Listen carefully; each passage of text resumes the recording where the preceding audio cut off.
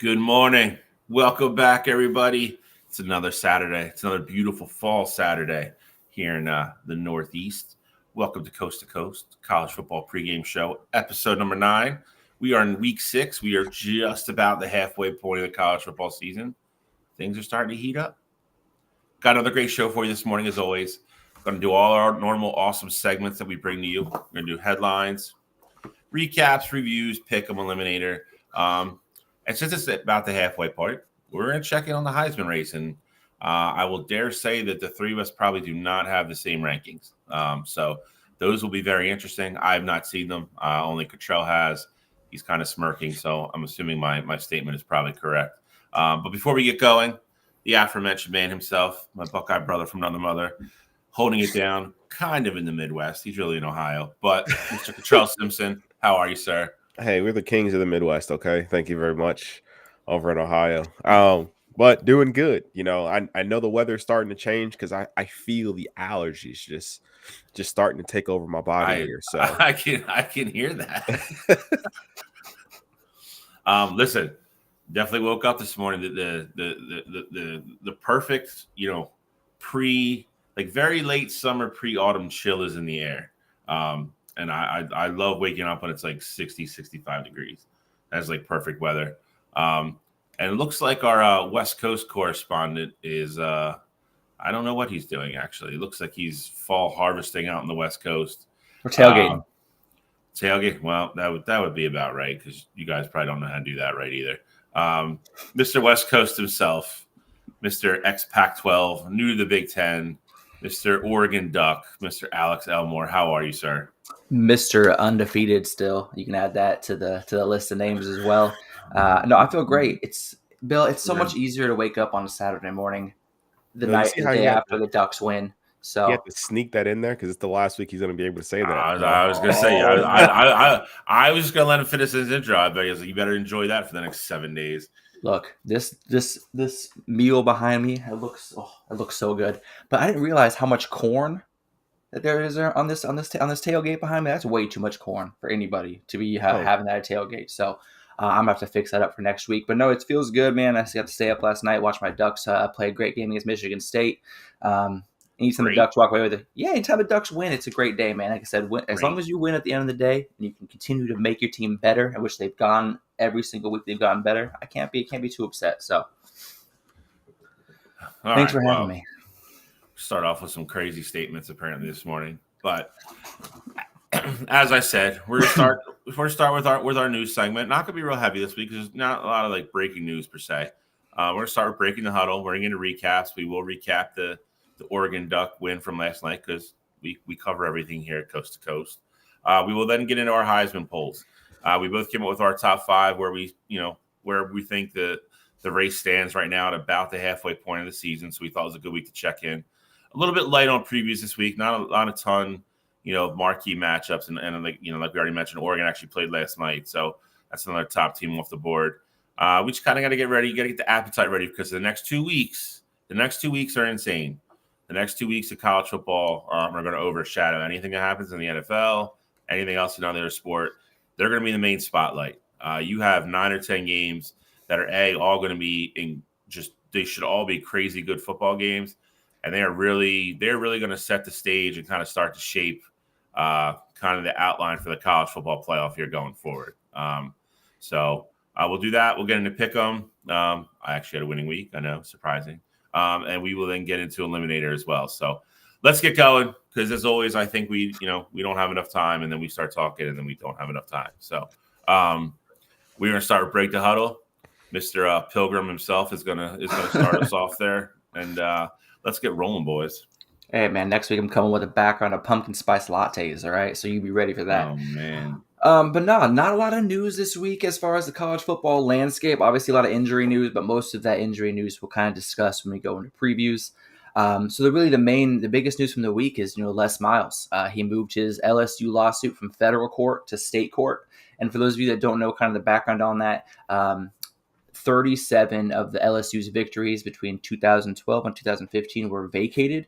And essentially that drops his career win total beneath the threshold to be able to be put into the College Football Hall of Fame. And so that's one of the reasons why he's suing. But he did move the lawsuit from federal to state. But the state is saying he doesn't have a right to sue because he didn't personally own those victories, so he has no case. But I mean, as far as it's been a few years since this Les Miles situation has kind of been brought up, but like, does this seem like just like a last ditch effort for him, or does this seem like something that might stick? Well, in my opinion, I mean, this is all about him having the ability to make extra money per se. Right. He obviously got fired from LSU for the scandal. He lost all that money. He had a big contract there. It ended up costing him the job at Kansas, where he was then coaching at the time, which is kind of crazy because a lot of those guys that were there that kind of started the resurgence of Kansas, they're all Les Miles guys. And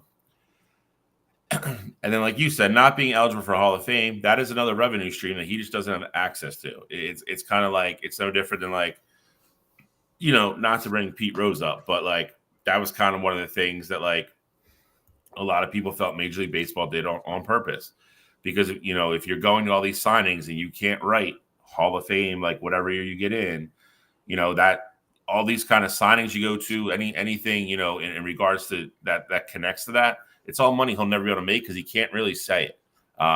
So I understand why he's doing it. I don't think he's going to be successful, and I think it sucks because for a long time he was considered one of, if not the best coaches of college football.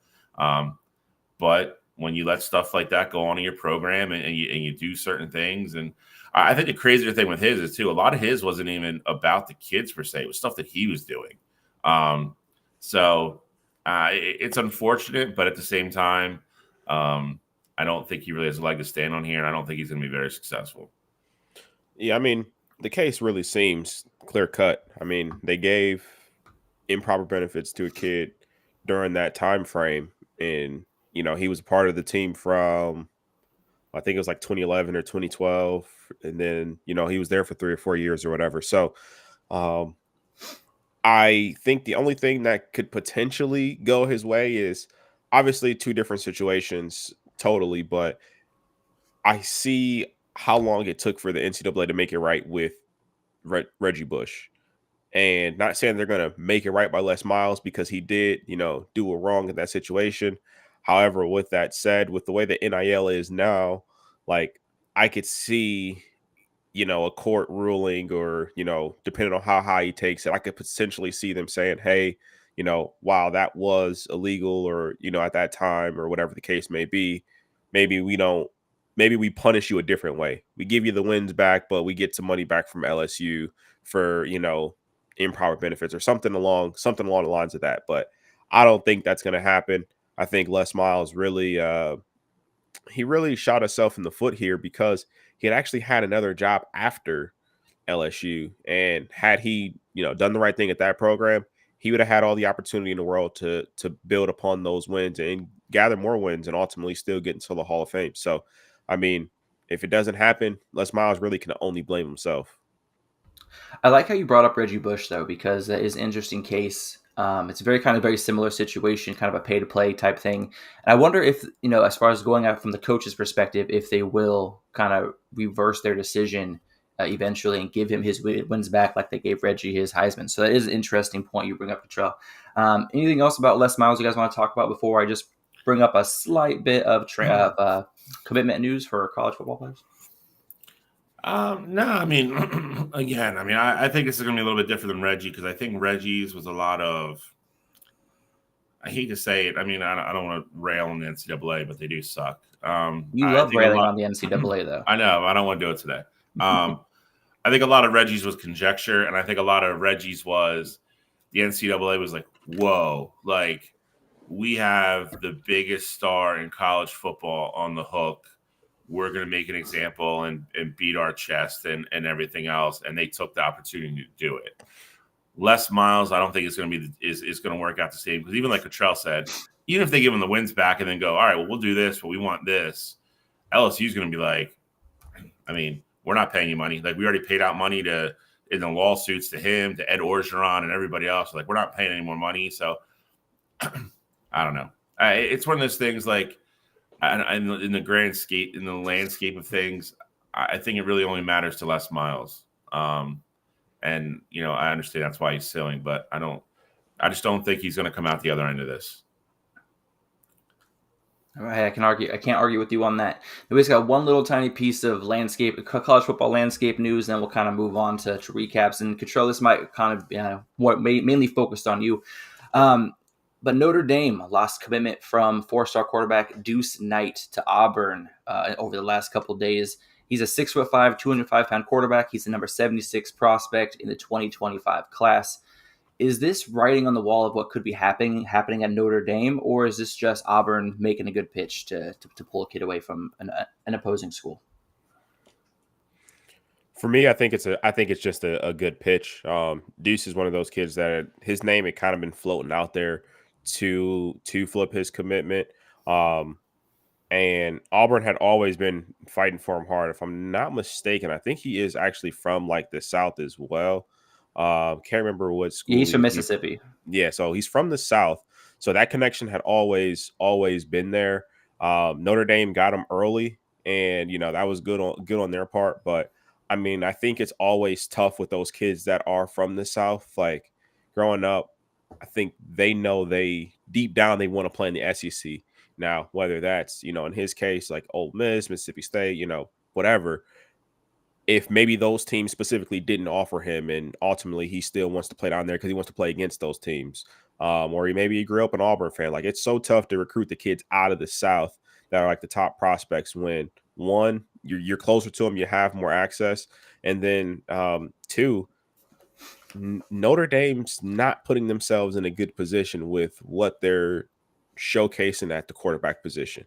The Marcus Freeman, granted, it's been a short tenure, but in the Marcus Freeman era, what quarterback would willingly say, hey, I think I can go there and develop as a quarterback to potentially go to the NFL? So I think it's a mix of both. I think Deuce was able to see like, hey, maybe this wouldn't be a good fit for my career, but also, hey, I can stay closer to home, stay in the South. If I play at Auburn, I at least have 1 or 2 games in driving distance from my family, whether I play Ole Miss or Mississippi State. Like, I think there's a lot of things that really can go into that. Bill, you have any opinions on the matter? No, I mean, pretty much everything Cottrell said spot on. I mean, the other thing you just have to look at is money. I'm sure Auburn needs a quarterback like nobody's business right now. If you've not watched them play football this year, Peyton Thorne has been a disaster. I can't even think the other kid's name. He has not been any better. They need a quarterback for that class next year. And I think somebody came up with money, and maybe they thought, like Cottrell said, he becomes an easy target. He's from down there. Maybe we throw more money his way. We can get him to flip. Notre Dame, to Cottrell's point, is not doing themselves any favor right now with the way they're playing. And they probably gave him a last-ditch pitch, and, he thinks he can be the guy to go turn around Auburn. It's not surprising. I mean, we see this every year. This one's just kind of really, like, way off cycle. So, I'm not super surprised.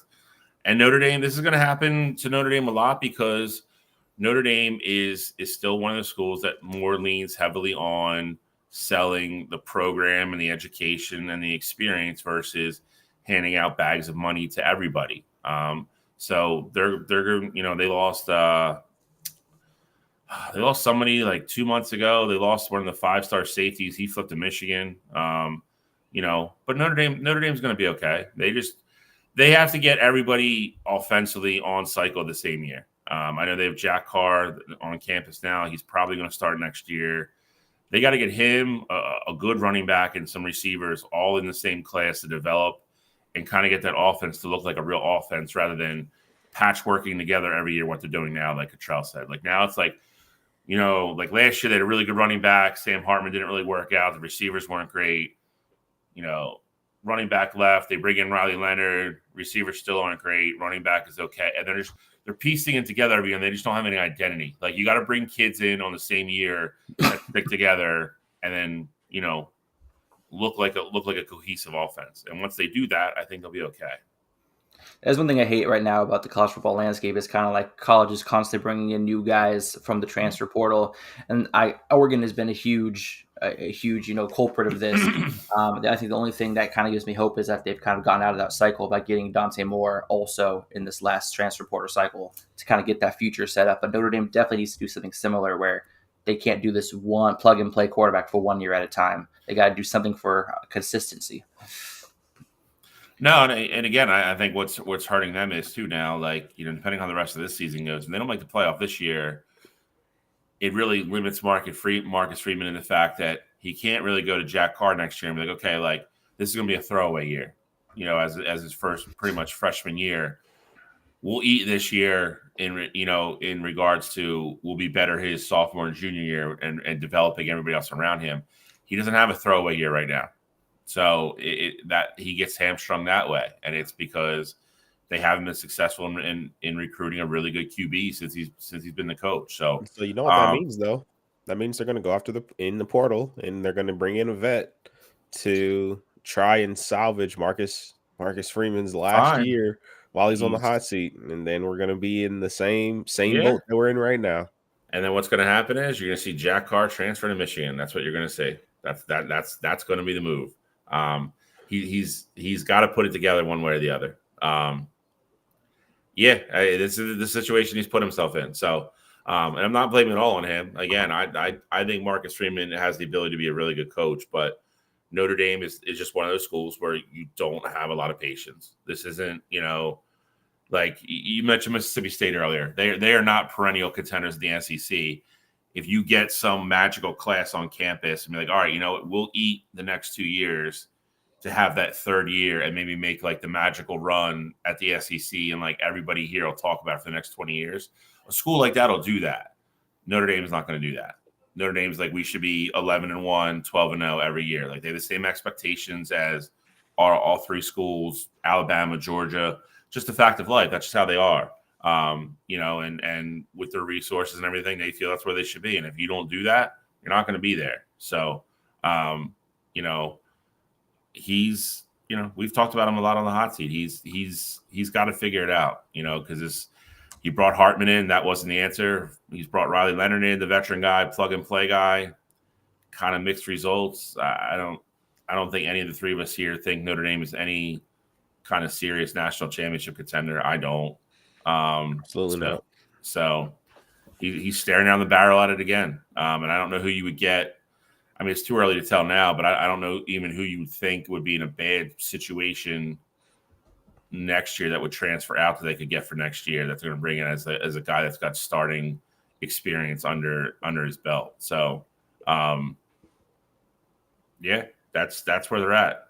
But this is just normal portal news and everything else. This is just, unfortunately, this is just the normal way of life in college football right now until they figure out how to fix it. All right, well, let's break the huddle, boys, and let's get on to recaps. All righty. I guess we'll start. We're going to start with last night, get it out of the way.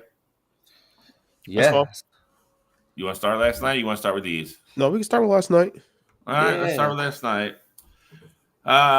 Very run-of-the-mill, I will say. I'll even venture to say uninspiring victory from the Oregon Ducks over the Michigan State Spartans, 31-10. Listen, I will say there's an unknown about Ohio State because they haven't played anybody yet. But I would say if you've watched both teams play, and I have begrudgingly watched Ohio State play twice, and I've now watched Oregon play 2.5 times. One looks drastically better than the other, and that's all. And I'll leave it at that. Big matchup next week. We'll get into it a lot next week, but another sloppy, just not impressive win over a really bad Michigan State team. I'll leave it at that. I'll let Alex jump in here because they are his boys. He's gonna spin this like a politician, and I will allow it for now. But I think Oregon has a lot to clean up, and they better clean it up in a hurry. All right, I'm gonna ask you a question before I get into this. At any point during that game last night, did you think, damn, the Ducks are going to lose? No. Okay. But before the game kicks off, I felt the same way. They're playing Michigan State. They shouldn't lose. I get that. But I'm okay with these mistakes that they made in yesterday's game. All right, they went 6 for 12 on third downs, 2 for 2 on fourth downs. They outgained their opponent by over 200 yards. James had set his career high in rushing in the first half. Dylan Gabriel threw 2 red zone interceptions, and we still won by 3 touchdowns. Like, these are mistakes that I'm okay with him making against weak teams because he's got to try shit out. He's on his rollouts, especially rolling out to the right as a lefty quarterback, and that is a tough throw to make. And he tried to do that twice, resulting in two ultimate mistakes that turned the ball over in the red zone, which we can't be having. And Dan Lanning said that first thing. But honestly, like I said, this game, I was actually pretty happy with how the defensive front controlled the line, really eliminating Michigan State's run game. Jonathan Smith knows how to coach his teams, get ready for Autzen. With his years at Oregon State, he's a guy who, honestly, I was kind of a little bit nervous in because he took an Oregon State team that was down 3 touchdowns a couple of years ago and ran the ball 37 times down Oregon's throat in the second half and ended up winning that game. So Jonathan Smith knows how to win in Oregon, win at Autzen Stadium. And the Ducks kind of came out. They didn't really play around with their food. They had a couple long drives really derailed by those interceptions that are uncharacteristic of Dillon Gabriel. I'm not too concerned. What was it? He had 12 interceptions in his entire career coming into this year. So him throwing 2 interceptions in the red zone in the same game is like winning the lottery. Like, that's how rare this is. So I'm not really too concerned about it. Oregon 31, Michigan State 10. I'm very excited going into this week. I'm glad that we were able to get into Big Ten play before we got to Ohio State. We got to see some physicality at the beginning of the game yesterday. Michigan State showed a lot of heart in the first half. And honestly, I think that there's a team that's going to really be in our forefront of our minds going forward with Jonathan Smith at the helm. I think Aiden Childs has some stuff to clean up, but I think Michigan State looks like a team that could be around for a couple of years or in a couple of years. So there we go. That's it. That last part is it. Which we all said. I'll ask you a couple rebuttal questions. Perfect. I love it. Do you think this is the first time they've looked sloppy this year? I don't think I think Dillon Gabriel had sloppy moments. The team did not look sloppy. The player looked sloppy. Dillon Gabriel throws 2 red zone interceptions against a good team with a offense that actually has a heartbeat, which Ohio State does. You feel comfortable giving Ohio State 2 extra possessions next week? He's not going to do that against Ohio State. You don't know that. You don't know that. He has not looked good all season. Let's just keep this 100%. He has not looked like we started the season. He was odds-on favorite in every sports book across the country to be the Heisman winner. Oregon was going to go 11-1, worst case scenario. They're going to score 55 points a game. We're going to do this. We're going to do that. None of that has happened. Can we just be honest? This isn't me busting your balls. Let's just we're having an honest discussion right now. Has any of that happened? What are you saying? Has any of that happened? No. It's a yes or no question. Has any of that happened? Depends who you ask. Depends who you ask. And for me, I'd say yes. I'm very impressed with Dillon Gabriel. Now, I'm not seeing anything special out of him that I didn't see out of Bo Nix last year. Or I'm not saying he's as good as Bo Nix was last year. Okay, perfect. I am so glad you brought Bo Nix up. I always bring Bo Nix up. Bo Nix was a million times better than Dillon Gabriel was, and you guys couldn't get it done with Bo Nix last year. I will tell you this. Second year on the offense. Dillon Gabriel's first year on the offense. Fine. He's still getting he's working it out. That doesn't get him an excuse for next week. He's got to be better. I'll tell you this. Okay, with how bad he is when he beats Ohio State, we can talk about this. Use the word special. If he's not special next week, you guys are going to get killed. No, we're not. Ohio State. We are not a one-dimensional team, Bill. Okay, but you played almost a non-dimensional team last night. You played a team whose defense is averaging over almost 40 minutes a game on the field because the offense can't stay on it. You've a true freshman quarterback who I think we all agree has a pretty bright future. He's going to get there, not with this cast around him. And you played an offense that has one of the worst offensive lines in college football right now, and they can't run the ball. You're not getting any of that next week. None of it. You're getting a team that has debatably the best backfield in the country, a quarterback who I think is a little overrated, but he's on a great system, and you've the best wide receiving core in the country coming to your town next year.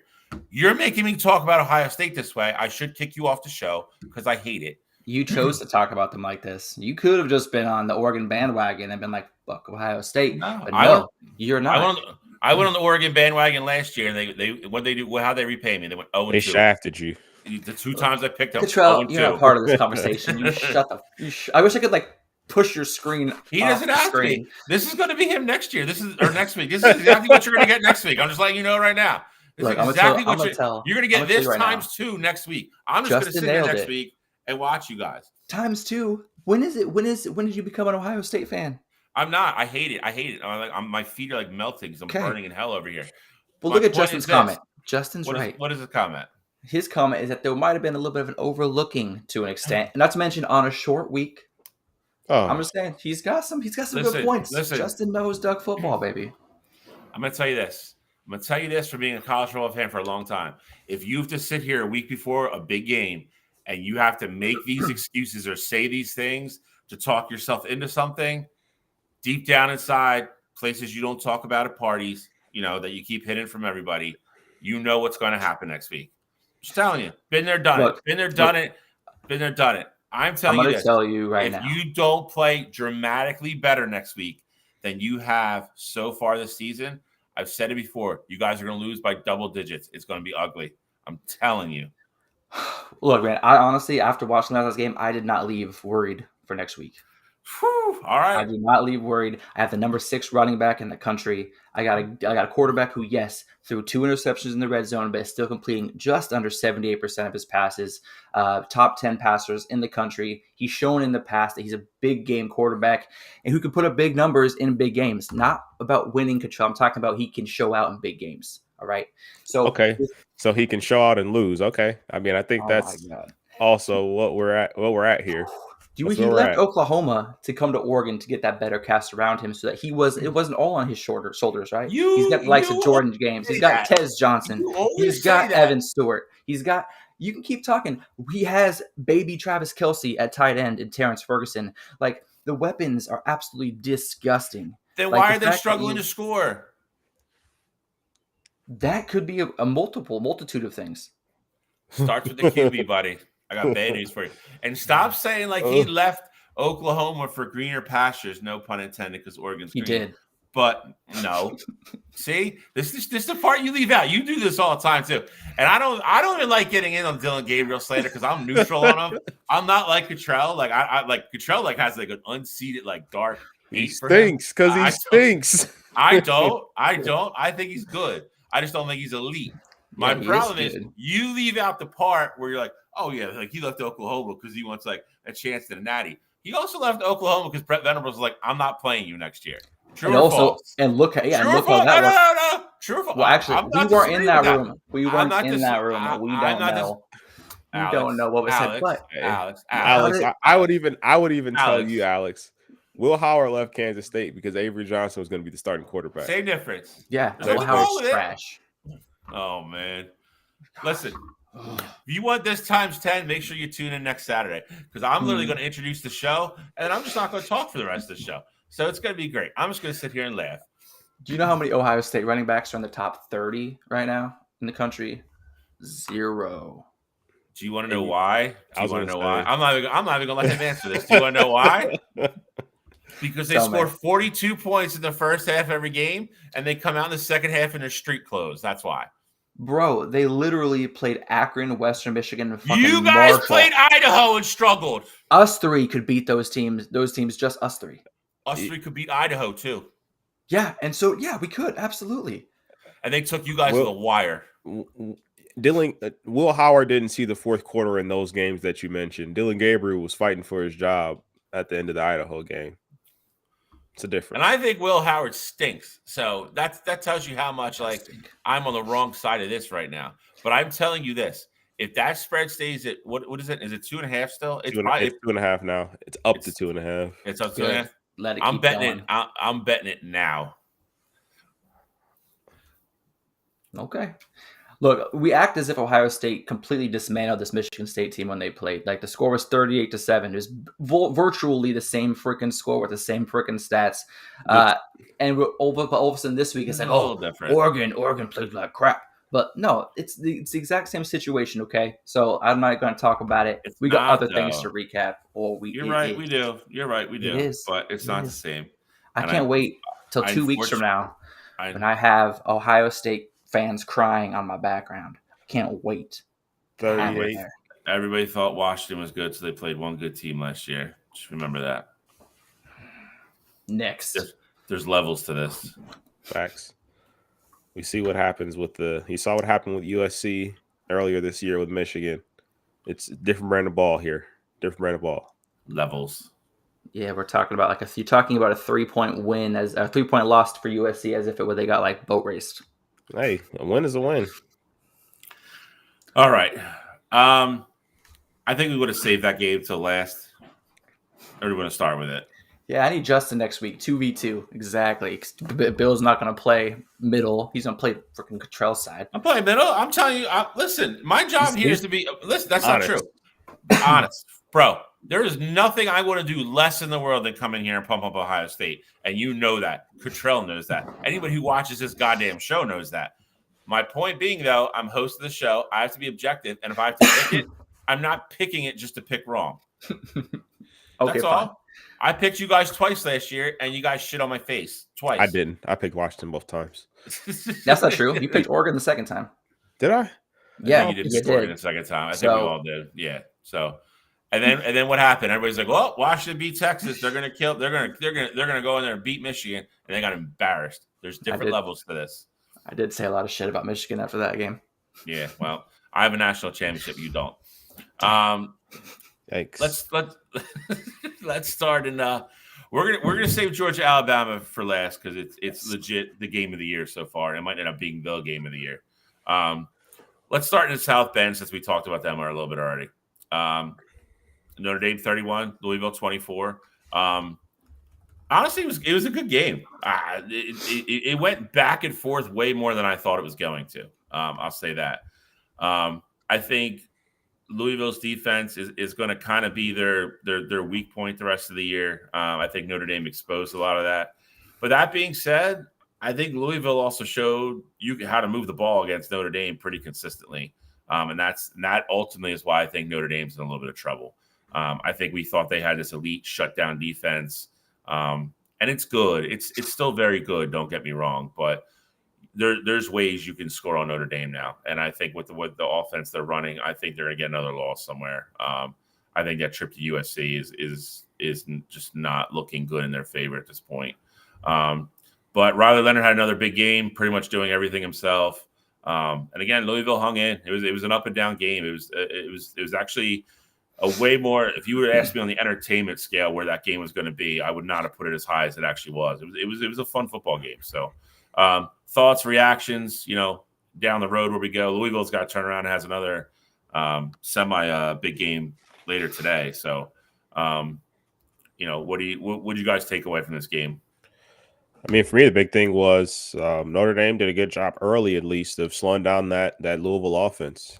We talked about them on the show and how well they had played earlier on in the year, and I thought Notre Dame did a good job defensively, at least, at keeping Louisville at bay. So I think that Notre Dame defense is as advertised. Obviously, you see, Louisville ended up with 24 points in that one, but that Notre Dame defense is overrated as I think the team is as a whole. The defense is really good, and that was a must win for them in that game. I mean, if they lose that game, their season is all but done. I think even with the USC win, if that was the case down the line there, because I think these two would be unforgivable. Losing at home to Northern Illinois, and then against a ranked opponent this time in a Louisville team, I think those would have been ultimately like the nail in the coffin there for him. But I'm still not buying it. I like I said, last week when we were doing the show, I think this is going to be more of a tale of what Louisville is. They're more of a middle of the road team. They may sneak into the back half of that top 25, like towards the end of the year, but that's probably the ceiling for teams that Notre Dame can beat, like those kinds of teams there. So I'm not falling in the trap, but I do think that the defense actually, held up their end there in that game. It was really nice, though, to see who Louisville was, because we went into last week, we previewed this game, and we weren't really sure who that team was going to be against Notre Dame. We weren't sure if that ranking was a mistake or what that 15 spot looked like for them. But Tyler Shugg kind of came in, 264 yards, 3 touchdowns against the Notre Dame secondary is no easy feat. Bill, you kind of said it. Riley Leonard really kind of controlled the Notre Dame offense, leading the team in passing yards, obviously, but also rushing yards, 52 yards on the ground, 1 touchdown. Notre Dame really needs one of their running backs to kind of step up and take over that rushing attack and be successful, because Riley Leonard cannot keep taking hits like this and cannot keep getting out of the pocket if they want him to last all season. He took a lot of big hits at Duke last year and ultimately led to some injuries. And I don't want to see that for Notre Dame this year. I want to see them at least competing. But Louisville honestly really impressed me, especially in a division like the ACC that's really kind of up for grabs, and we're kind of looking for somebody to kind of grab the division by the horns and kind of take control. Louisville looks like a team that could do that in the ACC this year. Going up against SMU later today, that we're going to talk about, who's one of my favorites. Both the ACC was wide open as it is. I think this really gave me more confidence in Louisville going into division play after what I saw against Notre Dame. Yeah, again, you just mentioned I think they got a sneaky good one against SMU today. They got to get back on the track real quick. If not, a second loss for them would just be devastating. Then like Charleston, then I think they're struggling to get back into the top 25 at the end of the year. Notre Dame, I don't think has anybody really of any kind of consequence left before. But we also thought that about Northern Illinois, though. So, you never know. They got the academies, and the academies are kicking ass so far to start the year. I know. I just don't. They also got Georgia Tech. And Georgia Tech, like I said, obviously their biggest win is Florida State. But with a team that can run like that, there's so many variables that can happen, especially with controlling the clock. I think that Georgia Tech game is probably going to be their next real steep hurdle. Yes, so Notre Dame's off today. They have Stanford at home next week. Travel to Georgia Tech, which I do agree. I think is a little bit of a tricky game to make people think. Then they have Navy away, but I don't know where that game is being played. Yeah, it's MetLife Stadium, so there's no way it's not in Indianapolis. Then they are home to Florida State, which we were hoping was going to be a better game, but they absolutely stink. Home Virginia, home against Army, and they go to USC. I don't think they're going to. After watching USC play, I think at home, I think USC wins that football game. I think Notre Dame. I still think Notre Dame's in trouble. I think that Northern Illinois game is gonna. I don't think you're gonna be able to ignore it at the end of the year. I think it's gonna be too big of a loss. But we will talk about them more down the stretch as we get closer.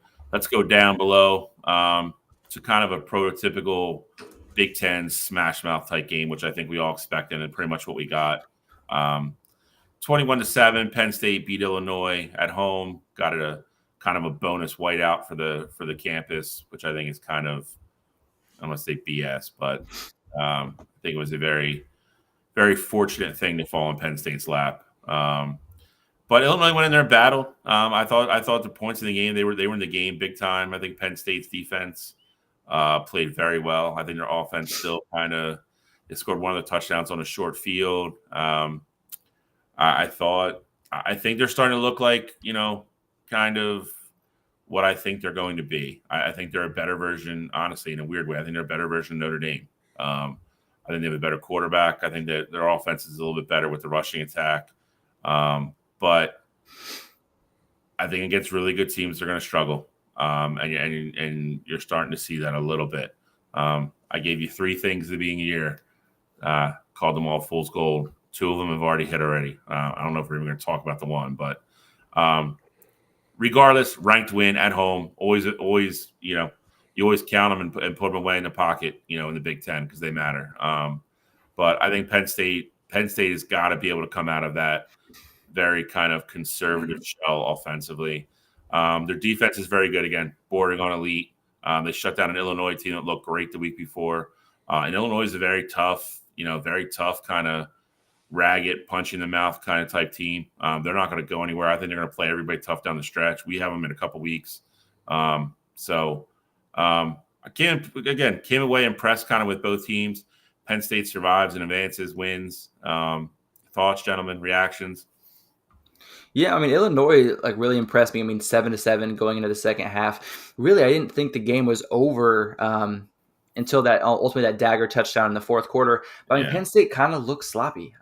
2 missed field goals. Obviously, Illinois also had a missed field goal. But Penn State being the higher ranked team, I expected them to be a little bit cleaner especially at home, a big whiteout game against a ranked opponent. This was really their chance to be like, yo, Penn State, we're for real, and really kind of put their team in the forefront of people's minds for the college football playoff. And I'm not sure this game necessarily did it.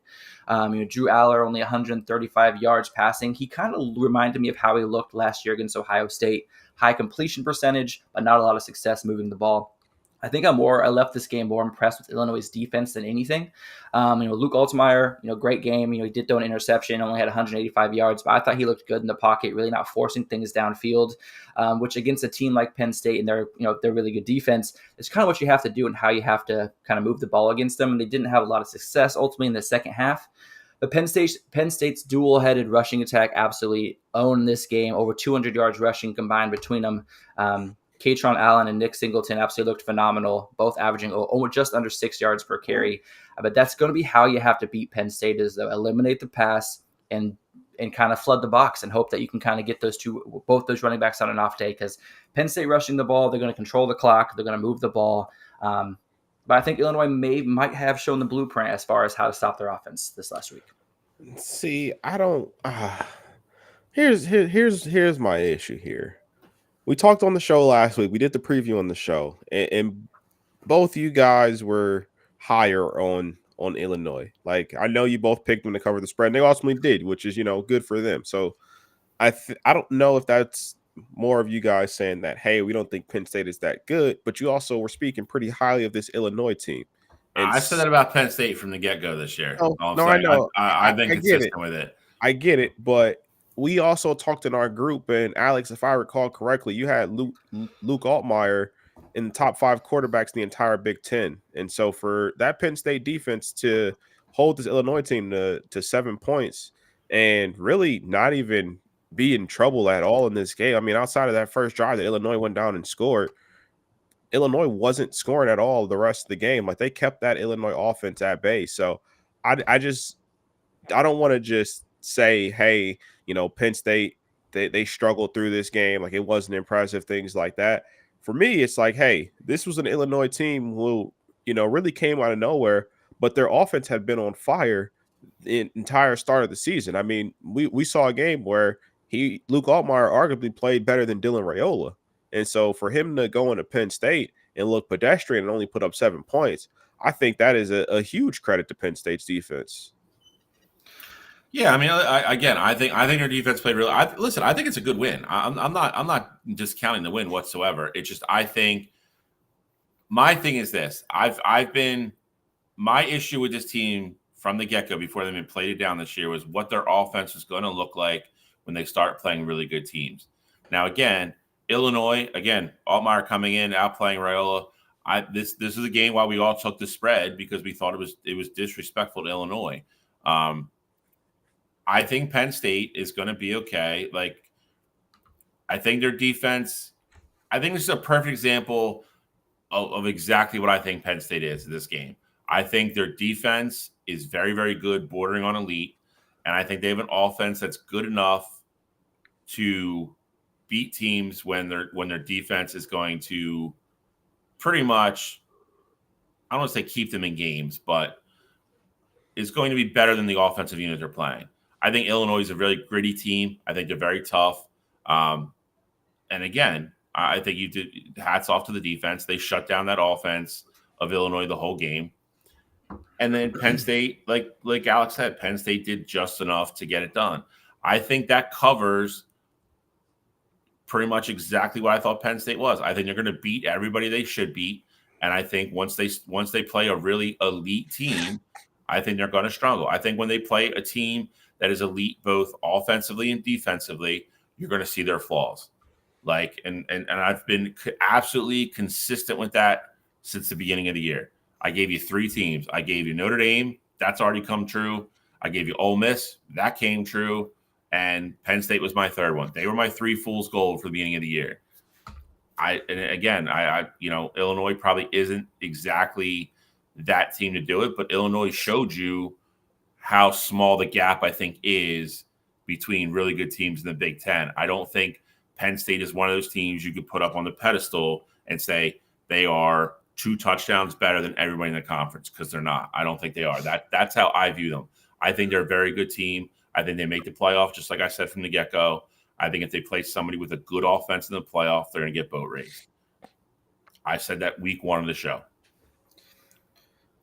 Yeah, I mean, you did. I mean, I think the thing that is, honestly, if they face anybody with a good offensive line, I think they're in trouble. I mean, Luke Altmaier for Illinois was sacked 7 times going into this game. He was sacked 7 times alone last week. So I think if they get a team that can actually keep the quarterback upright, I think that's where Penn State's going to be in trouble. Yeah, I mean, I think they have a great rushing attack. I think their line still leaves a little bit to kind of want to be, you want to see a little bit more. But again, you're to Cottrell's point though, like you're playing against Big Ten teams week in and week out, and this is the kind of thing we say to you all the time, and it's different. Like you look at Illinois, and you're like, oh, they should just blow Illinois off the ball. No, it's not. Even if Illinois has 3 and 4 star kids, they're all upper Midwest, Big Ten, like tough kind of kids. Like it's just a little bit different. It's not as much of a finesse game as I think other conferences play, and sometimes that's good for them, sometimes it's bad. But that being said, again, I think Penn State will finish in the top 10. I think it's going to be all about matchups for them. I think Drew Aller has looked better this year. I think the struggle with him still is he just doesn't have those guys that can get separation and just get wide open and let him have an easy throw at a crucial time of the game. Like you saw Illinois pretty much play man-to-man the entire game on the outside, and those kids just couldn't get open consistently. I think he had a couple throws that he missed, and I think he had a couple throws that he made really good throws, and kids dropped them. And that's, again, against Illinois, you can kind of get away with it a little bit. Against Ohio State, Oregon, not so much Michigan this year, but on a normal year like that against those teams, that's the difference between winning and losing. So Penn State wins. I think, are they off? No, they have UCLA today, so they're pretty much off. They're gonna kill UCLA. And then I think they have a bye week after that. And then I think is that Ohio State after that? No, they don't have Ohio State until the first week of November. Okay. So it's UCLA, and then so they have UCLA this week. The USC game is next week. Oh, yeah. Okay, listen. You saw them play up again. Like I'll say this. This is not even me bringing Michigan in this conversation. Michigan's defense is still better than Penn State's. Penn State's offense is obviously not as one-dimensional as Michigan's. Traveling on the road to USC, I think I was a little weary of it, but I still said I would pick Penn State. Cottrell was just like, Penn State's going to go in there and dominate. And granted, this is before we saw USC play. I don't think with a clear mind right now, I think Penn State's going into USC and winning that game next week. I think it's going to be a really good game. I just don't think it's that definitive either way. I think the spread's probably going to be like 1.5, something like that. That's going to be a very good test for them. That's going to be a very good test for them. If USC could slow up the run a little bit, and then I think they're going to play that game a lot like they played against Michigan. They're going to make Drew Aller drop back and throw the ball and beat him with those wide receivers. That's what they're going to do. And I think USC's offense will spread Penn State out a little bit and test them. So I think that's going to be a really, really, really good football game next week. Let's move on to, we'll do this one quick because this didn't turn out to be the game we thought it was going to be. Alan Bowman, he stinks. Try to tell you guys. Stop picking up the whole state. Kansas State at home in Manhattan beat the balls off Oklahoma State 42-20. Alex, to Cottrell's point, Alan Bowman did not have a good game. A couple costly turnovers kind of really blew this game open.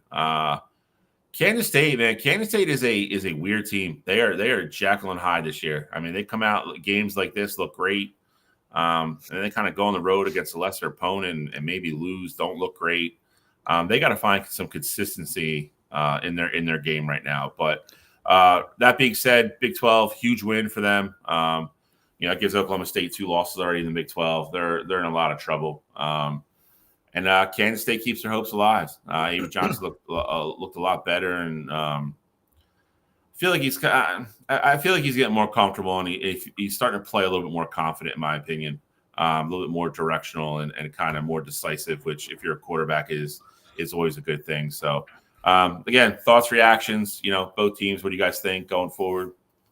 I mean, you said it kind of already with consistency. I mean, this was the first game of the season. Obviously, everyone knows how big of an Avery Johnson fan I am, as well as a Kansas State fan, especially how I really like the way this team is constructed. This was the first game where I saw Avery Johnson actually look like a quarterback. Every game so far this season, he's had under 180 passing yards, mostly rushing the ball. Over the last 2 games, he's had 28 rushing attempts. This game against Oklahoma State, he only had 5. He's picking his spots. Where against BYU, he was trying to do everything with his legs. Only had 130 passing yards, 2 interceptions, forcing the ball down the field, trying to force him rushing the ball to the outside when it wasn't necessary. This game, he trusted his rushing attack. He trusted his receivers. He trusted his play calls. Didn't go off script as much. I said 6 rushes, 50 yards, 2 touchdowns on the ground.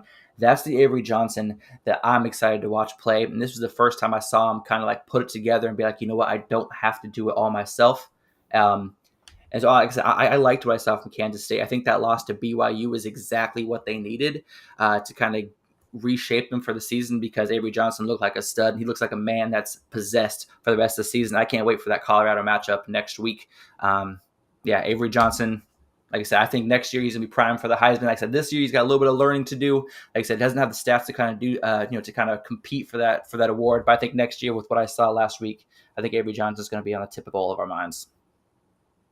Yeah, I mean, it's going to be the Bills' point, a matter of how consistent can this Kansas State team get. I do think next week's matchup against Colorado is going to be a lot bigger than we probably thought it was going to be towards the beginning of the season. I think, just speaking of Colorado, that's a team where, we thought that maybe if they got lucky, like at best case scenario, they'd be bowl eligible. Well, it's a team that's sitting at 4-1 right now, and if they can somehow find a way to beat Kansas State next week, you'd be talking about them in the discussion about, potentially going to the Big 12 championship game, which is a drastically different outlook than we would have had at the beginning of the season there. Now, with that said, I think it gives Kansas State a great opportunity to really show what they're worth.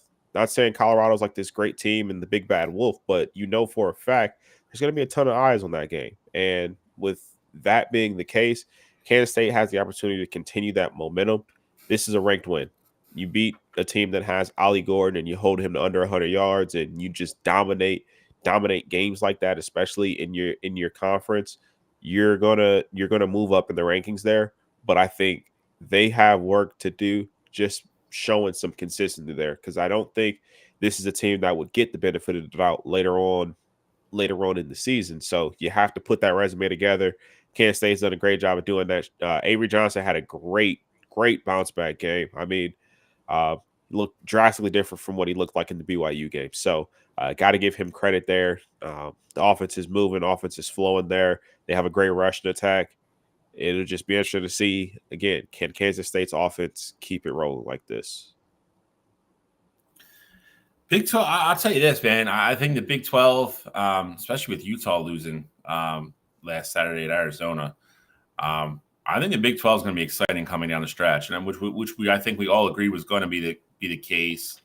At the beginning of the season, we didn't think anybody was really going to run away with it, but again, with that upset loss, Colorado, I would say Colorado, I think, has looked exactly how I thought they were going to look. I think I have to give credit to Colorado in that they're not collapsing like last year at the end of games. They're actually playing 60 minutes and winning games.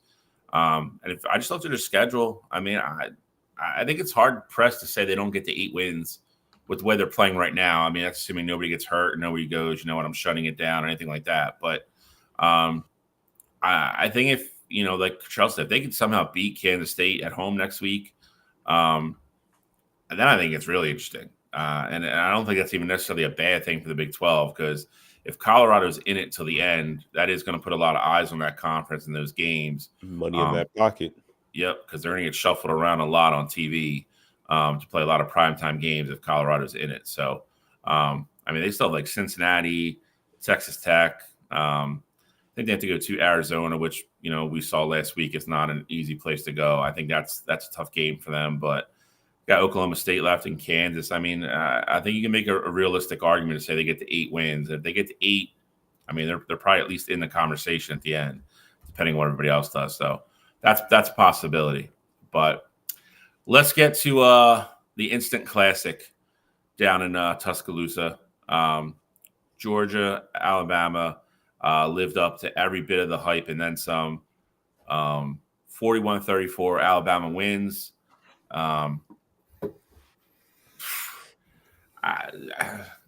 This is to sit there, and watch this game with.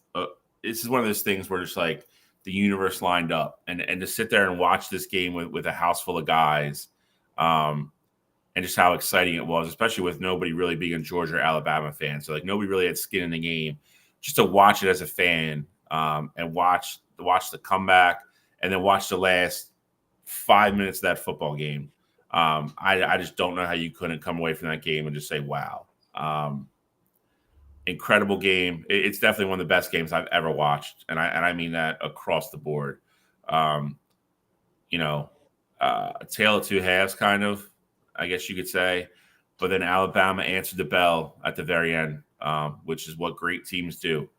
I think a lot of what, me and Cottrell said about this last week, I think ironically is spot on. I'm not trying to pat our backs and say we're right all the time, but when we are right, you gotta give credit where credit's due. I think exactly how we pegged this game last week is exactly what you're going to see. I thought Alabama was kind of being disrespected. I picked them to win the game, as did Cottrell. I think, did you pick Georgia, Alex? No. Okay, so we all had Alabama. We all picked them to win. The one caveat we added was we thought this is going to kind of be the thing that kind of wakes up Georgia a little bit. And I think you're going to see that. But I'm going to let Alex and Cottrell take this. Like I said, it was a great football game. I think Jalen Milroe did himself a lot of favors. You have a 17-year-old wide receiver just making people look silly all over the field. Carson Beck looked awful first half, came back in the second half and looked like the guy we all thought he was. Just an absolutely great football game.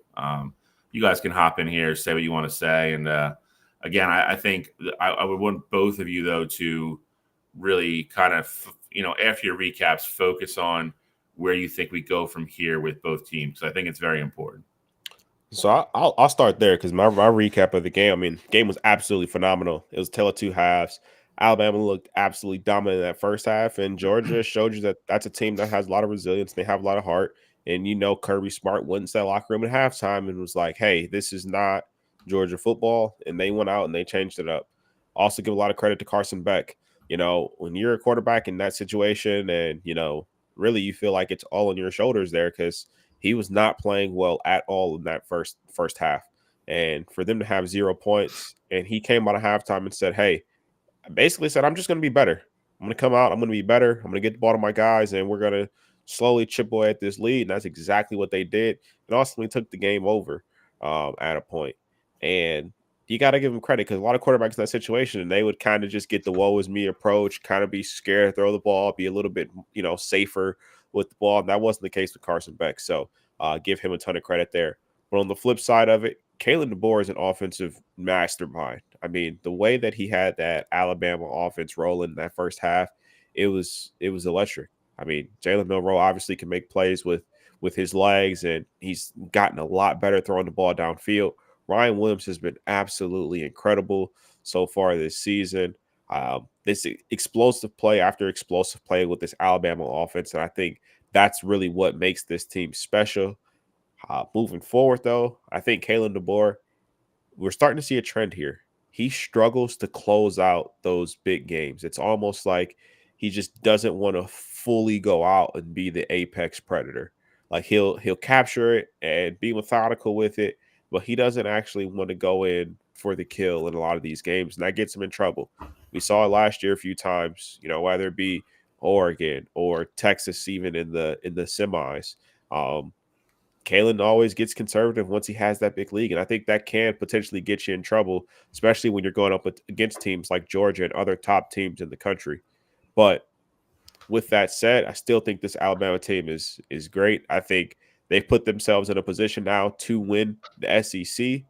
But with all of that said, I still think moving forward, Georgia's going to be the more dangerous team because I don't think you're going to see another at minimum half of football like you saw at Carson Beck in that first half. I think if you want to take your shot, that was the time to slay the big bad wolf of the SEC. Like that was the time to do it. Now Yeah. you're not going to get that opportunity like that anymore. I like what you said, Cottrell, about Kalen DeBoer's like kind of like at the tail end of games when he has big leads or has a lead, he tends to be a little bit conservative. I mean, in the second half, they had 5 drives. 3 of them were 6 plays or less. Ultimately, they had the field goal and the touchdown drives in the second half, but they really got very complacent with their play calling. They also looked really sloppy as far as committing 10 penalties for almost 90 yards. I mean, you said it against. If they were if there were one score less ahead at halftime, we could be talking about a totally different outcome with how they played in that second half. I do like what I saw at Georgia, and what I saw here, especially after watching that Ole Miss game last week as well. This might be what we get to see in the SEC championship, so we may get to see this a second time. I mean, listen, I don't think anybody would not sign up to have this game be run back on a neutral field. But my again, when we picked it last week, it was just I've never seen anything like it where the 4th ranked team who's undefeated in the country has a returning quarterback and a coach who is highly regarded as top. I mean, no worse than top 10 in the whole country. Just get no love, like no respect about anything. And again, home dogs, home 2.5 dogs is crazy. Yeah. I can't remember any kind of recent memory of anything like that. And that was one of the biggest reasons I picked them. Again, it wasn't a slight on Georgia. Because I agree with Cottrell. I thought Georgia kind of needed the wake up call because I feel like they kind of coasted through the beginning of the season as well. I think just it was everything. And again, that's no slight on anybody, but like everything was Georgia, Ohio State, Oregon, and then Texas, beat Michigan. They went to 1. It was like Texas is the best team in the country. And the funny thing is when Nick Saban was there, you couldn't put on a college football show and not hear somebody talk about Alabama. And it's like he left and it's like they hired, like everybody agrees that Kalen DeBoer is this great coach, but it's like Nick Saban left and all of a sudden Alabama's at 4 and everybody's just like, nobody's talking about them. Not one. I've not heard one person before last week be like Alabama could win the national championship. And we're 6 weeks into the season.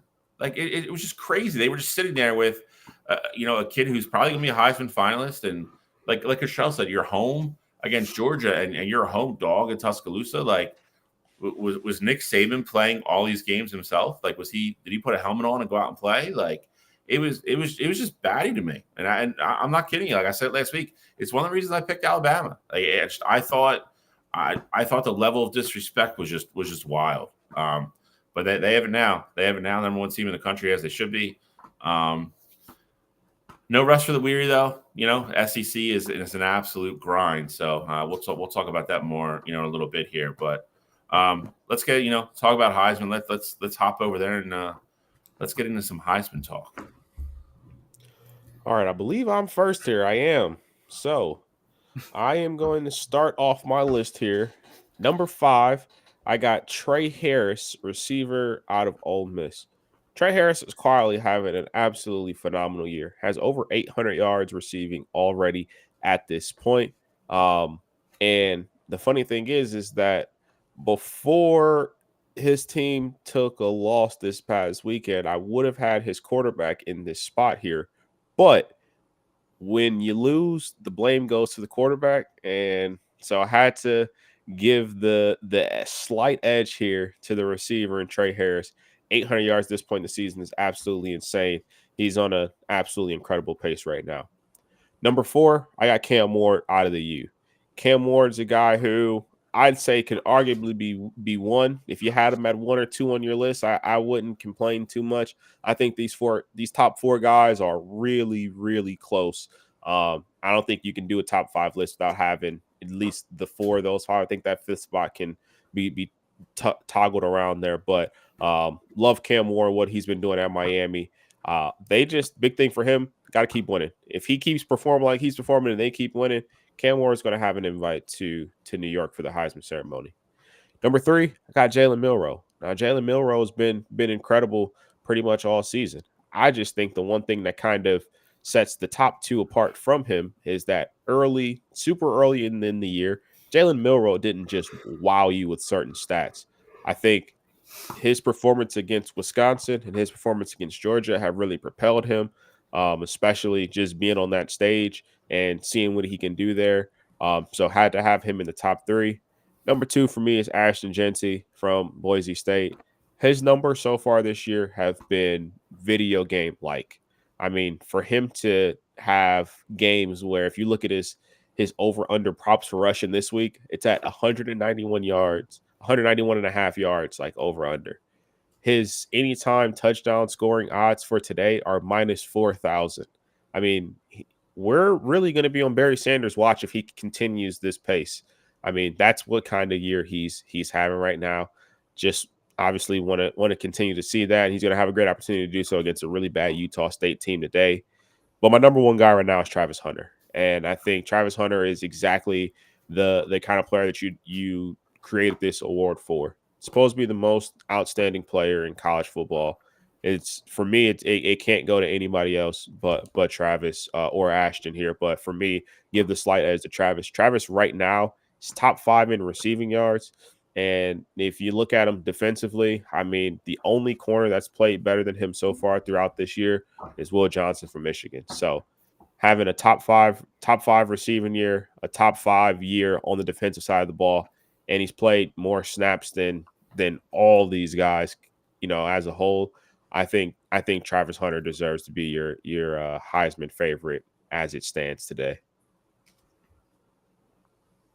I think it's funny how I said in overreaction, underreaction that a non-quarterback was going to win the Heisman, and you said overreaction, and now your top 2 are position players.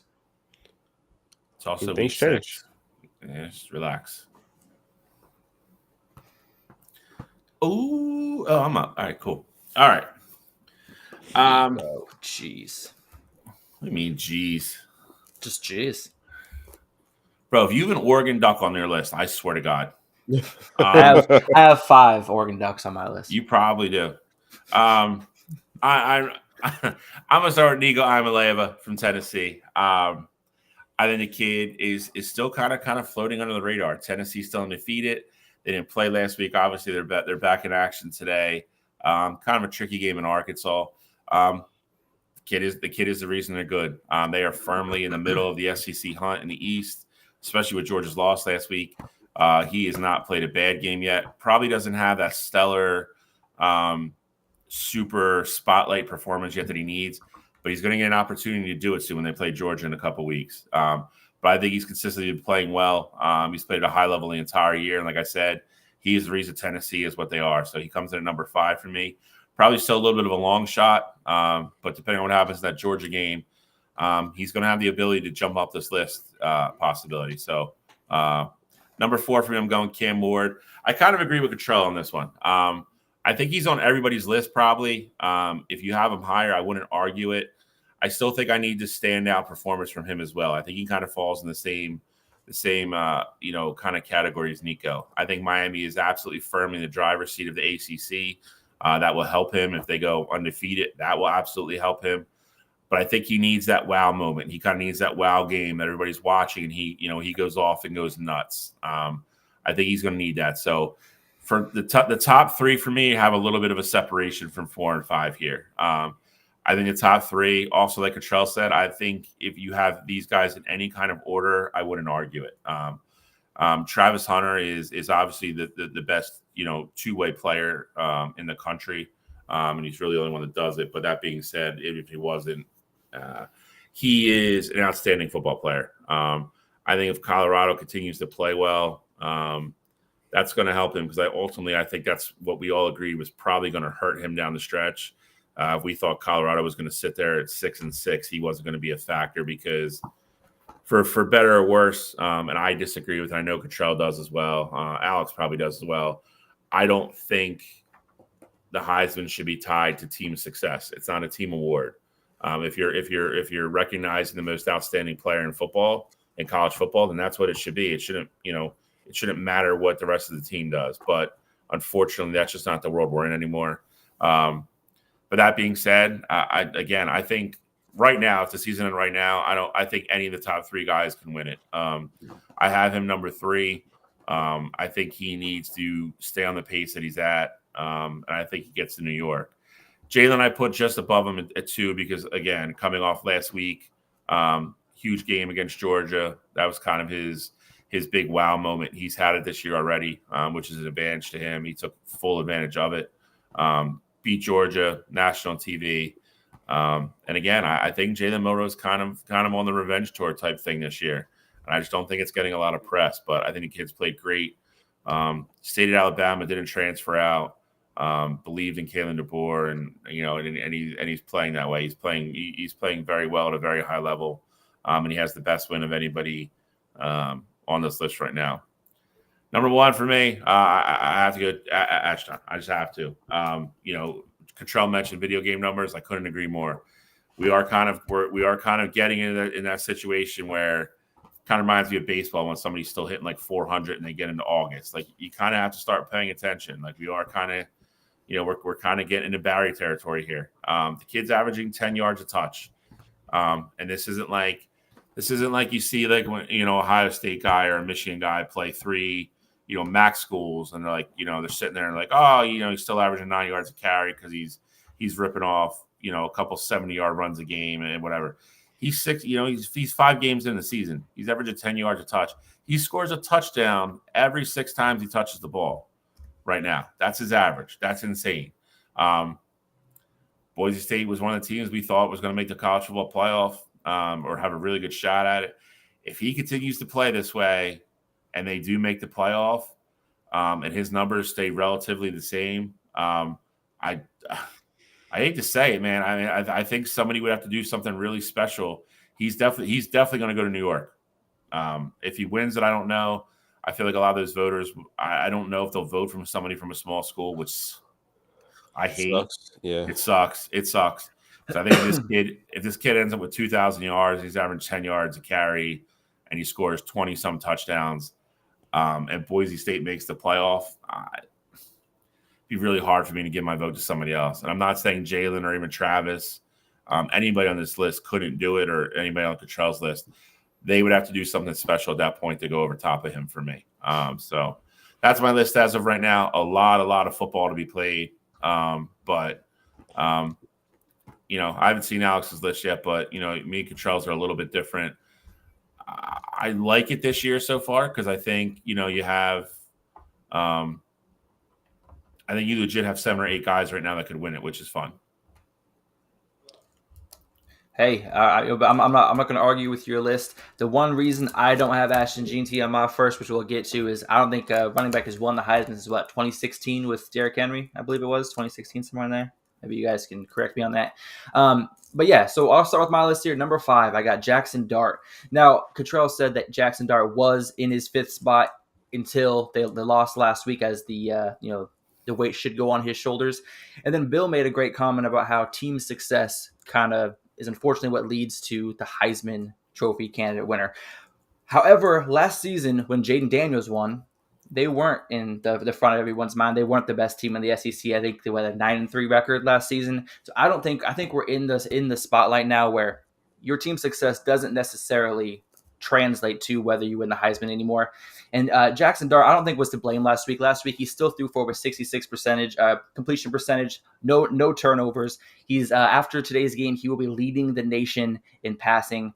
There's no way on one loss team, especially for Ole Miss, Jackson Dart should not be on this list. The kids looked absolutely fantastic, and like I said, it will be over 2,000 yards passing already today. I really like what he's done this season, not using his legs as much, trying to eliminate injury possibilities, which I think is really smart because last year he got knocked out late in the season. Really derailed Ole Miss's title opportunity. Travis Hunter, obviously not enough can be said about him. We've kind of spent the last 10 minutes or so, each of us kind of just going over why Travis Hunter is as great as he is. What concerns me is we haven't seen anybody do it at this high caliber of a level, playing both sides of the ball. Last year, he got a little bit banged up. I'm just hoping that he can stay healthy. And as long as he can stay healthy and continue playing at this level, he's going to continue to creep up this list for me. Like I said, last week's interception, like I said, leading the team in receiving yards. Clearly, Shedeur Sanders, number one target. Like I said, extremely amazing playmaker. I expect to see him in New York.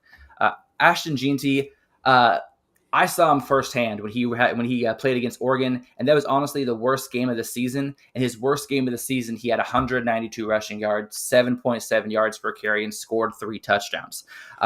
So if that's a running back's worst game, then you know that this dude is a stud. I can't wait to see what kind of stats he ends up with. We were talking about breaking the college football rushing record, and this dude is on pace to break that record by 700 yards. If he can continue this pace that he's on right now. And that is, if he breaks a record by that much, he's definitely going to be winning the Heisman. So, but because of the fact that a running back has not won the Heisman since 2016, I do have him at my 3rd spot. Now, Cam Ward. Now, Bill, you said that you like Cam Ward, but he hasn't had his Heisman moment yet. Last week on his last 3 drives, when they were down by 2 scores, they were down by 2 scores, 10 points total. Cam Ward in his last 3 drives, after throwing 2 interceptions throughout the game and no touchdowns, took his team on 3 consecutive touchdown drives, bringing Miami back from the first loss of the season, ultimately winning that game. For me, I think that was a Heisman moment. He has not had a game of this season under 320 passing yards. Dude looks fantastic in Miami, and I think that number 2 spot is exactly where he needs to be.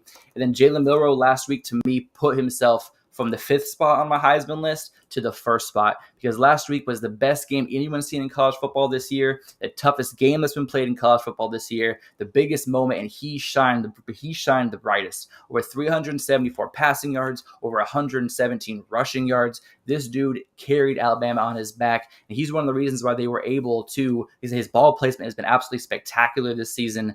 I can't talk enough good things about Jalen Milroe, and I'm glad that he's using his legs, because they really needed him last week against Georgia. And I think Alabama, honestly, Bill, no one said it yet, Alabama could win the college football playoff this year. I mean, with Jalen Milroe leading the way. So he's definitely my number 1 contender right now.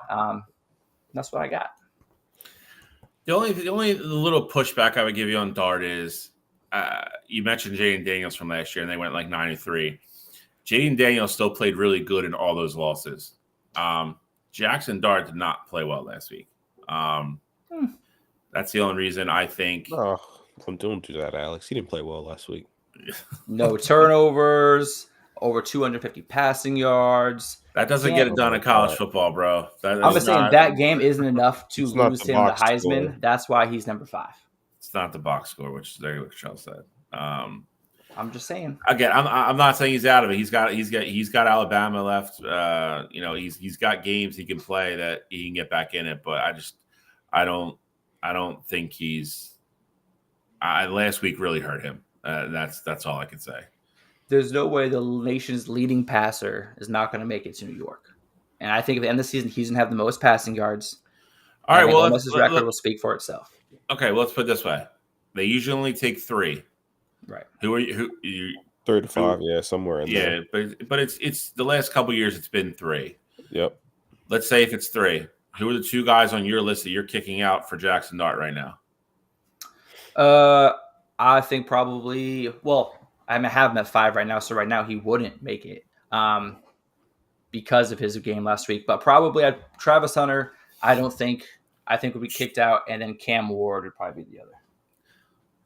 So if Cam Ward goes undefeated, wins the ACC, just because Jackson Dart's the leading passer in the country, we're talking hypotheticals, Bill. You asked me a hypothetical question. So, I have him at 5, which means right now I wouldn't have him in New York. You're putting me on the spot and making me choose to move out the way. Because you made this statement that there's no way the nation's leading passer is not going to New York. By the end of the season, he will be the nation's leading passer. By the end of the season, I don't know what these other 4 are going to do, Bill. I think Travis Hunter is a huge injury risk. I think Ashton Jeanty's being overused incredibly, and I think an injury is on the horizon. I mean, there's a lot of shit that can happen, especially with the amount of times these guys are touching the ball. All right, so I guess my question would be, if everybody stays healthy, I guess how do you view like these guys? Well, if Jackson Dart beats Alabama, That's going to catapult him. Without, I Up mean, to top wins and three. losses aside, because obviously Milrow would play in that game as well. I'm just saying, like, if they continue this pace, wins and losses aside, everyone continues to do what they're doing right now. Mm-hmm. Like, what I don't anything remember change for you? questioning y'all's list like this. Next, let's go back to y'all's list. Let me pick apart y'all shit real quick, No. so I that mean, we that's can real fine. do this if y'all want to do this. That's fine. But is anything for me? If everybody, that's how I did my list. Like, if nothing changes the rest of the season, that's how I did like my order of my list. Mm-hmm. It seemed like you talked about like injuries and things like that along the way. I was just curious, like, if anything would change for you if everyone like stays healthy. Well, right now, performance on the season, this is my list. So I guess if no one gets injured and everyone stays on the same exact pace, Yeah, so this that's would be my your list. list. But Yeah, that's not going to happen. We all know this. I get that for sure. I So just then want why are clarity we for talking myself. about it? Why are we talking about it? This is the top 5. This is going to be the top 5 when it's all said and done. That's all that matters. So we all You got- have Cam, Travis, Jalen, and Ashton. Mhm. Different five for all of us. And you got a freaking wide receiver. He's got 800 yards receiving And already. who is his quarterback? Who's throwing him the ball? You do Who's realize throwing him that the ball? Jackson Dart is, but you do realize Okay, that cool. That's the all I wanted last to hear. time. So the last time that this happened in this similar situation, Devonta Smith won the Heisman and Mac Jones, he got invited, but he didn't win it. If you're having that incredible year from the wideout spot, like Trey Harris is right now, I mean, he's on pace to put up 2,000 yards. I don't care who's throwing him the ball. If Ole Miss ultimately has 2 losses or 3 losses at the end of the season, they're going to value the 2,000 yard receiver more than they value the 3-loss quarterback. Okay. Well, I guess we're going to have to find out. We will obviously, especially with the way the Big Ten, the SEC is getting with all these guys going to start playing each other soon. We'll do this again probably another month or so, and I would say the list will probably be different. For the record, Dylan Gabriel was my 5th until his game last night. So just know his 2 interceptions in the red zone did not change my opinion on the Ducks team, but it did change my opinion of him in the Heisman race. So I probably would have gave you less crap if Gabriel was on your list than I did Jackson Dart. Wow. I Jackson Dart's got better numbers right now. So Jackson Dart's my player. I love how much Cottrell hates Dylan Gabriel. What makes it he's better he's is like that, Gene with Herbert. I didn't like Dylan Gabriel. Facts. You're not wrong. I didn't like Gabriel before he went to Oregon, and then he goes to Oregon. It just makes it that much better. I want you to have the same energy next year with Dante Moore. I won't. I like Dante. He doesn't like this. Everybody likes Dante Moore. So next year, Cottrell's going to be a Duck fan. Got it. That's not going to happen. Well, I wouldn't say all that, but I'm going to be curious to see who transfers out of Ohio State next year because that quarterback battle is going to be fun. Previews. Previews. Let's start. We'll start with the ACC. Yeah, Cottrell got real sad for a second because he realized that's what's going to happen.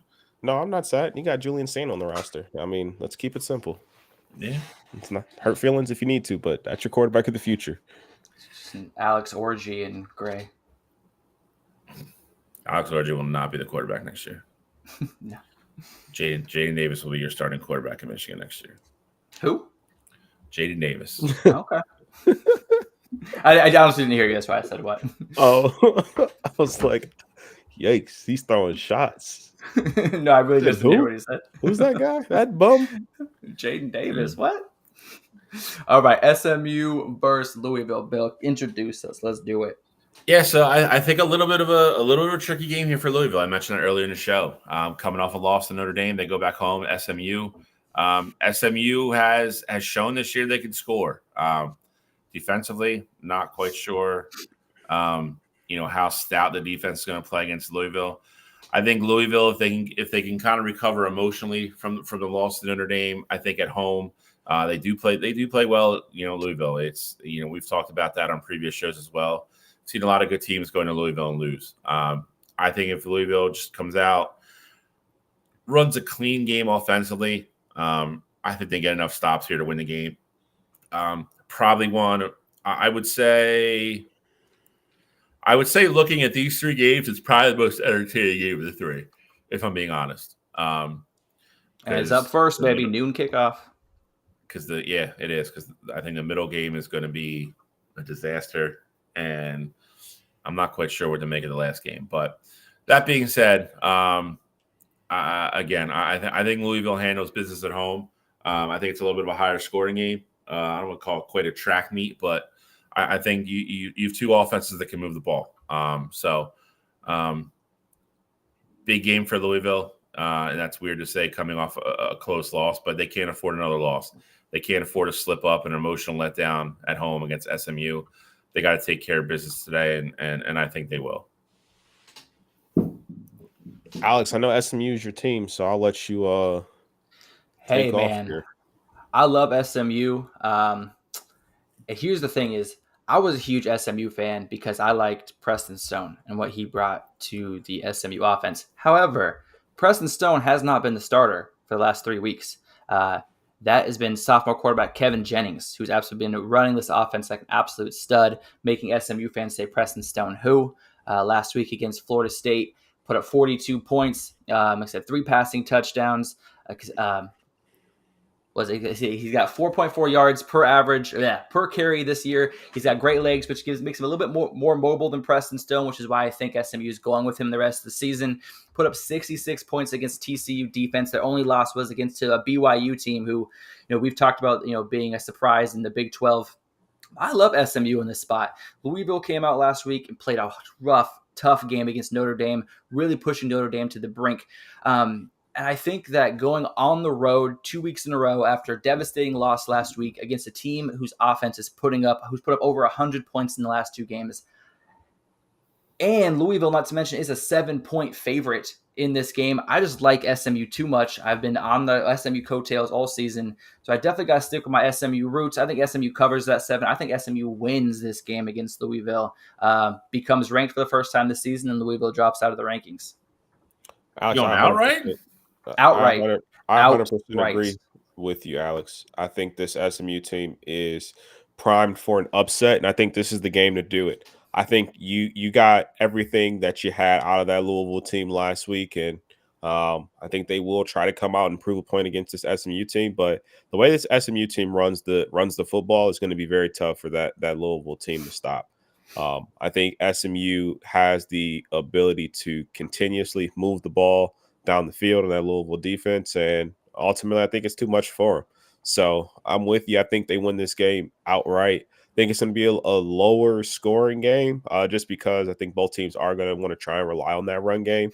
Tyler Shuff's obviously able to get the ball downfield, but I think if Louisville's smart, they'll want to try to control the time of possession and keep their defense off the field just because of how much SMU will want to pound the ball. So I like SMU in a tight one here, but I think they do win the game outright. What about you, Bill?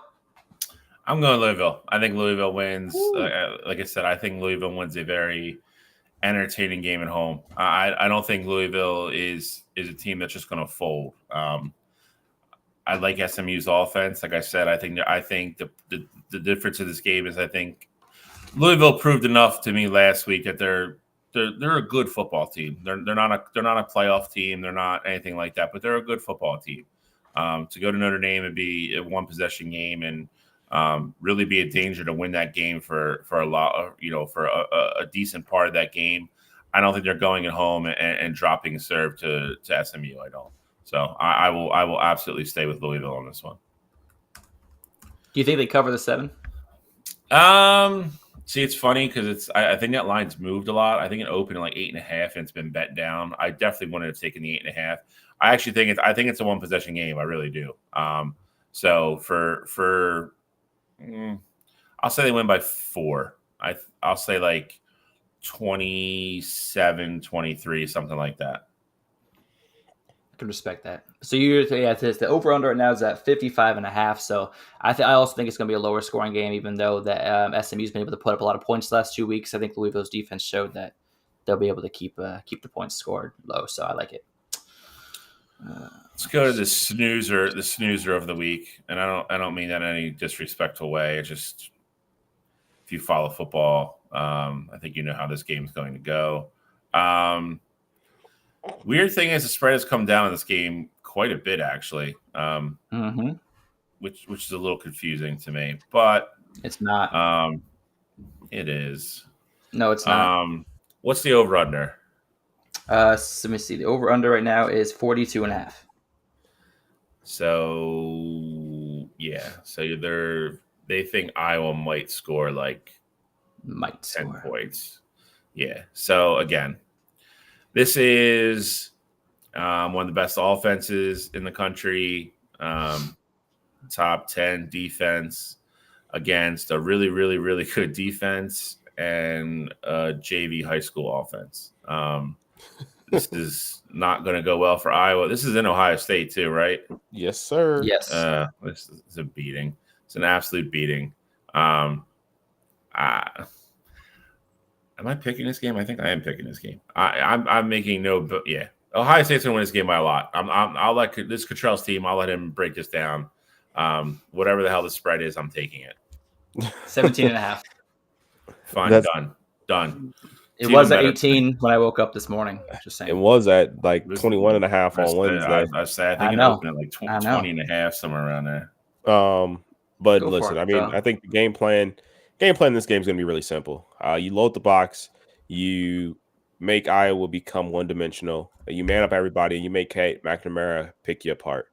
Iowa clearly wants to rely on their rushing attack to be successful. Kate really hasn't had a good game all season. First game of the year against Illinois State was his best production-wise game, but I mean, even in that game, it wasn't anything special. I mean, they just beat up on a team that they were much better than. I think if you make Iowa not run the football, they're not going to score a lot of points. And if that's the case, this game does get ugly. I do want to give Iowa's defense some respect, though. They have a really good defense on that side of the ball. And I think they will, fight. And early on in this game, you're going to see that. I do think, Ohio State will struggle early to move the ball, while that defense is fresh. But moving forward, I mean, I just think they are going to get worn down just by the pace of the game and continuously being out there on the field. I think this ends up being one of those like 31-7 kind of ball games. First half, it's going to be relatively close, maybe 17-7, things like that. But just slowly, methodically adding more points throughout the game. And, Ohio State's never really in any danger in this one. Well, I am picking this game also, so I won't get too much into detail. Excuse me. But I will say the weakest part of Ohio State's offensive unit is Will Howard in the quarterback spot. Obviously, they have arguably one of the best running back duos in the country. Bill, why are you laughing, bro? It's true. I'm not saying it's not true. It's just I love. Like I am hands down have the worst quarterback of the three situations here, and every week, if anybody's gonna trash Alex Orji, it'll be me. But the hatred that you two both have for each other's quarterbacks is Alex, just hilarious. Don't let Alex fool you. Alex didn't start hating him, and I respect it. Alex didn't start hating Will Howard until he got to Ohio State. That's not true. It is. I hated Will Howard last year when I have the receipts. You wanted Will Howard to come to Oregon. We were talking about the Wills, Will Rogers and Will Howard. I was saying Will Howard is bad. No, you said Will Rogers. You said, oh, it wasn't Will Howard in the portal. It was Will Rogers. I was like, oh, that guy stinks. Keep him away from Ohio State. You're like, agreed. I wanted Will Howard. I have the messages. You can't go back on those. That's why I keep the receipts, but I respect it because he's an Ohio State quarterback. And I actually agree with you. Will Howard is the weakest point of the Ohio State offense because when you have a top 5 receiving core, a top 2 running back core, and a top 10 offensive line, I mean, Will Howard's none of those things. So you are right there. But go ahead and continue your point. Look, the best way to beat this Ohio State team is to stop the run and force them to pass the ball. Last year at Kansas State, Will Howard's 3 losses came when he threw the ball 38 times or more. So essentially, if you make that team one-dimensional, Iowa has a chance, and Iowa's secondary is one of the strengths of that defense. That's all I'm going to say right now as I am, like I said, picking the game. I am excited to see Caleb Johnson, though, against that Ohio State defense. He's had a lot of success this year running the ball. But he hasn't really faced a true top defense, so I'm excited to see what he's able to do against Ohio State. Obviously, I'm an Iowa fan, so Iowa is one of my teams I cheer for. But Caleb Johnson, like I said, he's really impressed me this season. Like I said, 685 yards, almost setting career highs this season alone, only 5 games into the season. He hasn't found the end zone yet, and I think that changes today. But like I said, I'm picking this game, so we'll talk about that later. This is awesome, Alex, because I like to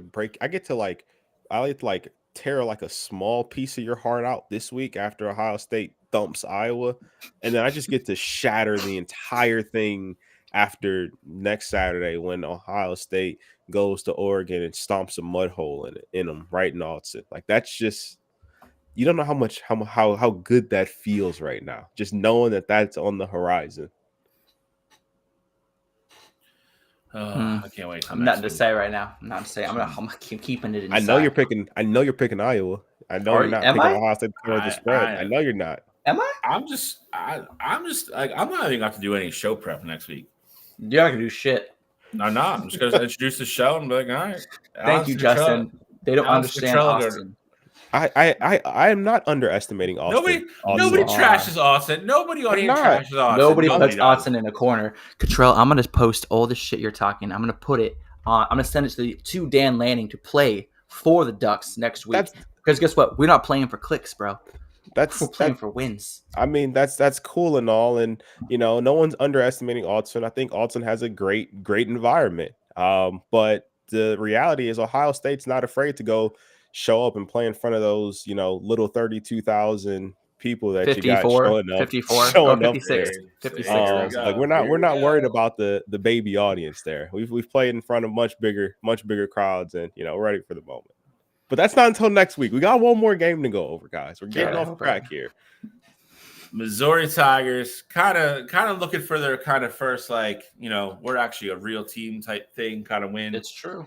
Travel to Texas A&M, Kyle Field. I think is this a 3:30 kick or is it a noon kick? Is it a weird kick? This is a noon kick. Weird kick. Texas A&M dropped the ball on this one. That being said, I mean that place will still be jumping. I think we kind of really, I think we finally really get. I feel like Missouri is kind of just floated under the radar. They haven't lost. They haven't really played anybody, and they just keep bouncing between like 8 and 10, depending on who wins or loses in front of them. I think we finally find out at least a little bit today what they are. Can I say one thing here? Like, sure can. I don't know if it's just me. Maybe it's the allure of how things just used to be, but the fact that you talk about like A&M dropping the ball here, the fact that this isn't a 3:30 game on CBS, SEC not having the CBS contract anymore, it like kind of ruins things. Like it's been cool to have like easy access to see like Big Ten teams like Ohio State or Oregon, Michigan. It's been cool to see those guys on CBS, I guess, but it just really doesn't have the same feel as what the SEC gave. Like, this is a prime 3:30 SBC as CBS broadcast. Like, this, I couldn't agree with you more. Listen, I'll be the Debbie Downer in the room. Everybody's like, oh man, like Big Ten's getting all like the CBS money now. That's fine. I don't like it. I hate it. This is why. Saturday should be so much more simple. If you were probably the biggest game, you either played at noon on Fox, which means you got Gus Johnson and what's the other dude's name? Why do I always forget his name? Joe Klatt, who I love together. Agreed? Yep. So that was always the noon game. If you were the primetime game or you were playing somebody out of conference, or like if College Game Day was there or something, other than probably Michigan versus Ohio State, which is always a noon kick, then you became the primetime ESPN game or ABC game, which was easy. And then if you weren't either one of those two, you were on the Big Ten Network, and it was easy. It was so much easier. Now it's you might be at noon on Fox. You might be at night on CBS. If you're not there, you could still be on the Big Ten Network, or you might be a Peacock game. I don't like the new TV thing. I agree with you too.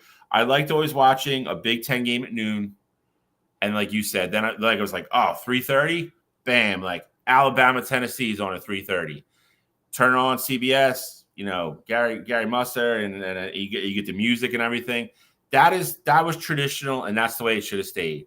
Now the money's involved. It's all over the goddamn place. I don't like it.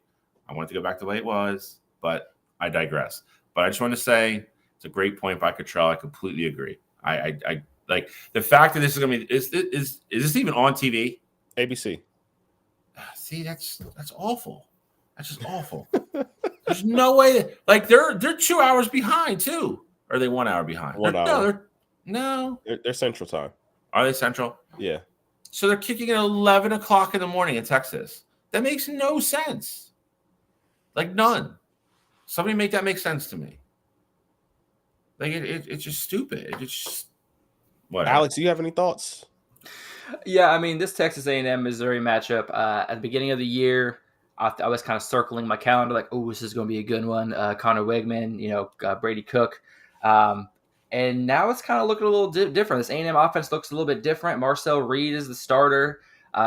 There's talks of it being a game-time decision between him and Connor Wegman. But then again, it's like, how do you sit a kid that's gone 3-0 for A&M?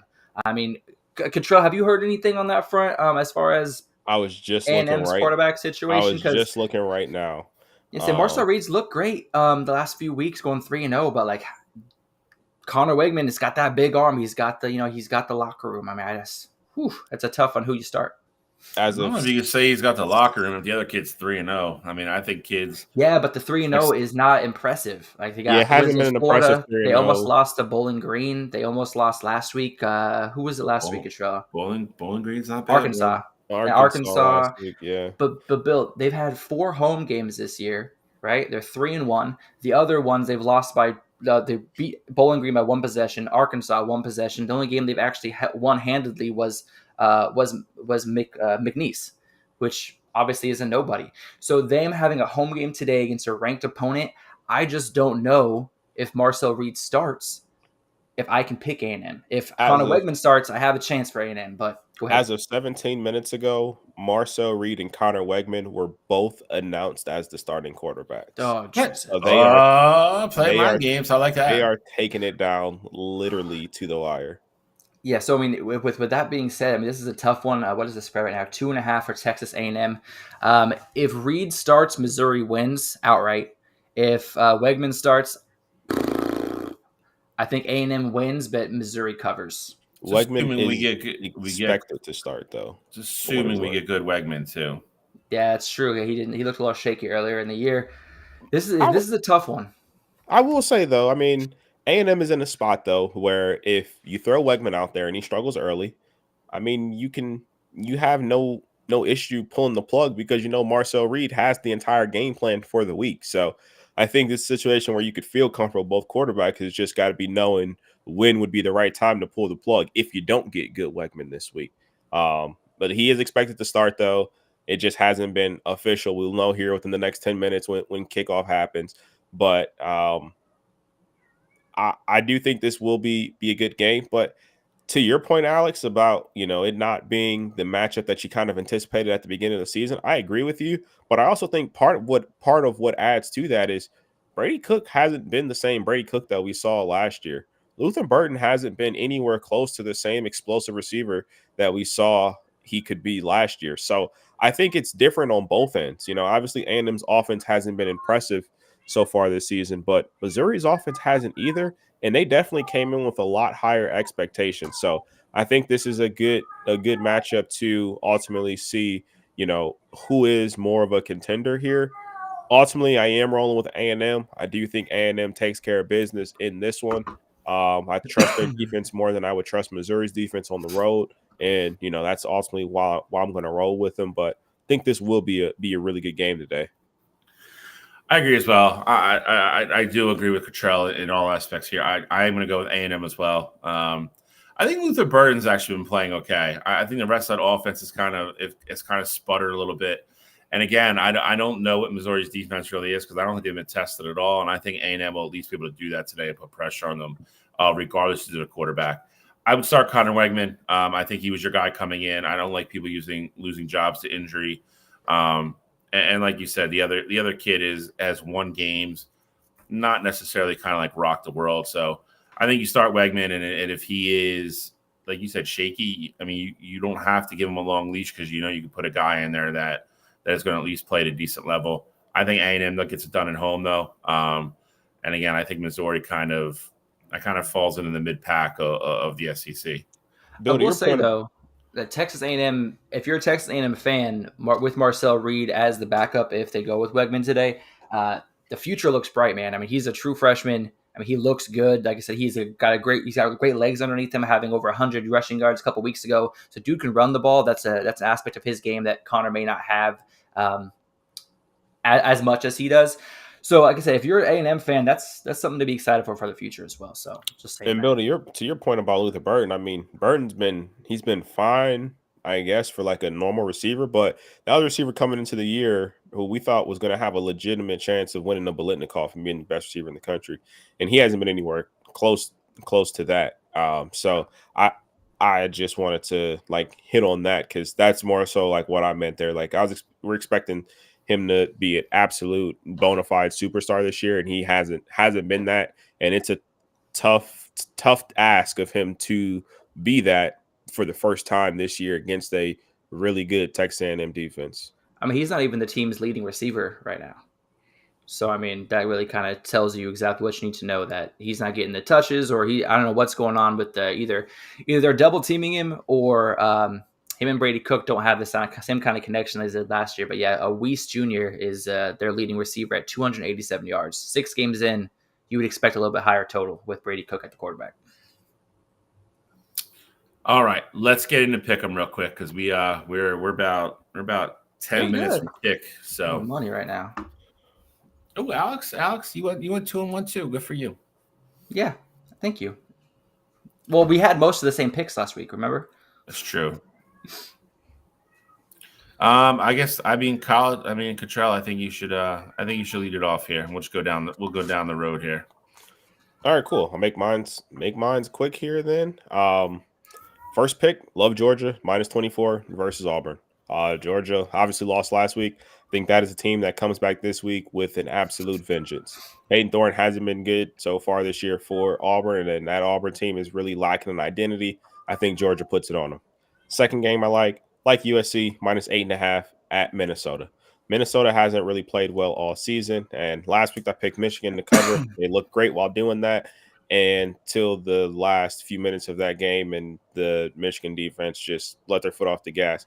I think this week USC can learn from that and keep that game out of that 8.5 point range there. Love USC's offense to roll in that one. Last game we just talked about. Like Texas A&M, -2.5 at home versus Missouri. I think this Texas A&M team will do a good job of keeping Missouri's offense out of the end zone, and ultimately, if you make them settle for field goals while you're scoring touchdowns, it gives you a great opportunity to cover a 2.5 point spread. And then my super dog for the week, I like Vanderbilt +23 at home versus Alabama. This is a Vanderbilt team that's been playing well so far throughout this year, and Alabama is coming off of a huge win. This is a game where you can kind of get into it and you just exhale, let go, and you get a Vanderbilt team where this is really going to be their Super Bowl. So they're going to give you every single thing that they have. So I like Vanderbilt. Steal me some super dog points. Don't think Bama was ever in any true trouble, but I like Vanderbilt to sneak me some super dog points this week. I really like that Vanderbilt pick. Vanderbilt's been that super dog team that's always looking at every single week because of how they're playing this year. So that's a good pick. Yeah, and I'll be quick and short on mine. So I'm going to start out with Clemson versus Florida State. Florida State has looked absolutely atrocious this season. I'm going to go Clemson -15.5 to roll over FSU and really kind of cement the end of Florida State's season. And then Nico Lamalaeva has gotten a lot of talk today, especially being on Bill's Heisman list. They're playing Arkansas today. And Arkansas has a quarterback named Taylon Green that I'm really high on. I really like his skill set. I like what he brings to the table. Arkansas has been playing teams extremely tough this year, including last week, a 3-point loss to Missouri. I think that Arkansas is going to keep this game close. The spread right now is 14, so I'm taking Arkansas plus 14 against Tennessee. And then Boston College is plus 1.5 versus Virginia this week. They did lose last week, but the difference was that Castellanos, the quarterback, did not play. He is back this game. Virginia's defense is a little bit on the weak side, and they question their ability to move the ball. So I think Boston College covers that plus 1.5 point spread and ultimately wins the game, especially with Castellanos back under center.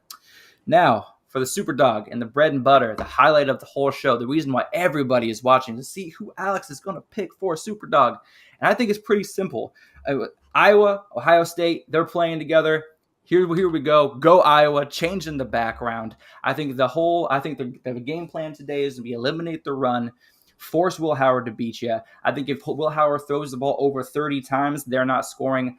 I was going to win. I was going to cover the plus 18-point spread. I think this might be like a 17-14 game. I'm not saying Ohio State loses, but Iowa keeps this very close. I'm going to get a lot of Super Dog points. Go Iowa. Check the background. Let's go. Hi, Karma. All right. You know what, Bill? All you need is just a little bit of hope. All right, a little bit of hope. I'm rocking the Iowa shirt. George Kittle's coming over later. We're going to watch the game. Caleb Johnson's going to go off for over 125 yards today. It's going to be wild. Go He's Iowa. He's going to hurt your heart with this first pick. It's not going to be my first pick. My first pick, though, I'm going Georgia minus 24.5 against Auburn or whatever the spread is now. I believe Cottrell picked this big game as well. It's coming off that loss. I promise you it was not a pleasant week down in Georgia. I think they come out and home. Auburn has quarterback issues everywhere. Neither Peyton Thorne or the other kid are playing well. I think this is a right for an absolute kind of all-time shellacking down in Athens. I like Georgia big today. Big. I think Kirby's statement makes a statement game. I don't think they let off the gas. I think it's a big win for Georgia. Second game, Ole Miss minus 9.5 in South Carolina. I don't think Ole Miss can play as bad as they did last week. I hope not anyway. I think Jackson Dart and company rebound. I think South Carolina is okay. I think they stay in the game for a half. I think Ole Miss pulls away in the second half. I like Ole Miss to win by double digits. Last but not least, I like Ohio State minus 17.5, minus 24.5, whatever the hell it is. I think Ohio State's going to win big. Iowa's not going to move the ball on that defense. They're just not. You'll see. I think Iowa's defense will slow down Ohio State a little bit. Again, it's an elite defense. It is. But they're going to be on the field way too much. K. McNamara is a bum. Could be way too many 3-and-outs. You just can't give that offense of Ohio State that many extra possessions. They're going to win the field position battle as well. I think Ohio State rolls. I don't think it's a trap game or anything like that. I think they win big, handily. They get off the field. They get ready for next week. Super Dog, going with Cottrell as well. We both like this game right off the bat. I think Alabama coming off that huge emotional victory, traveling on the road to Vanderbilt. Like you guys both said, this is not your dad's Vanderbilt team. They've been very competitive this year. They're playing a lot better football. They have a couple wins already. I think Vanderbilt hangs in this game. Never any threat to win, but I think Vanderbilt makes it a game. I think they win by like 14 or 17 and steal a couple Super Dog picks to add to my show leading tally. For now. So that's it. We got like 2 or 3 minutes here. We get Eliminator up. Let's see how. It's getting pretty jam-packed over there, man. Utah's falling down. Ole Miss is on the way down. Georgia. Yeah. Who's in the Oklahoma State being medevaced out. Oklahoma State's getting medevaced out. We got Notre Dame, though. Off life ventilator, support. And they're back at base camp. They are at base camp. Hanging out with A&M. And then you got Arizona being a bunch of creepers back there behind the bushes kind of watching. Like, maybe I'm coming to base camp. I mean, I did have a big win last week. Am I invited back? I don't know. But he's creeping back there behind the bushes. So, but yeah, nobody's been put in the ground this week. Nobody's on life support yet. Georgia took a little stumble. That's all. Yeah, Georgia took a little stumble. Ole Miss and Utah, both a little stumble, but nothing too crazy. Obviously, Oregon is slightly to the side of Tennessee there just because they did play last night, just so it's kind of moved up. pending games today. So that's why kind of Oregon's kind of next to Tennessee right there. Other than that, nothing too crazy, nothing to jump off the board or write home about, but steadily moving up the mountain. I will say this: the next 2 weeks, we're gonna get out of here quick. The next 2 weeks are absolutely jam packed. Like I said, there's legit 10 just absolutely great football games for the next 2 weekends. So that is when this is going to start to become very fun.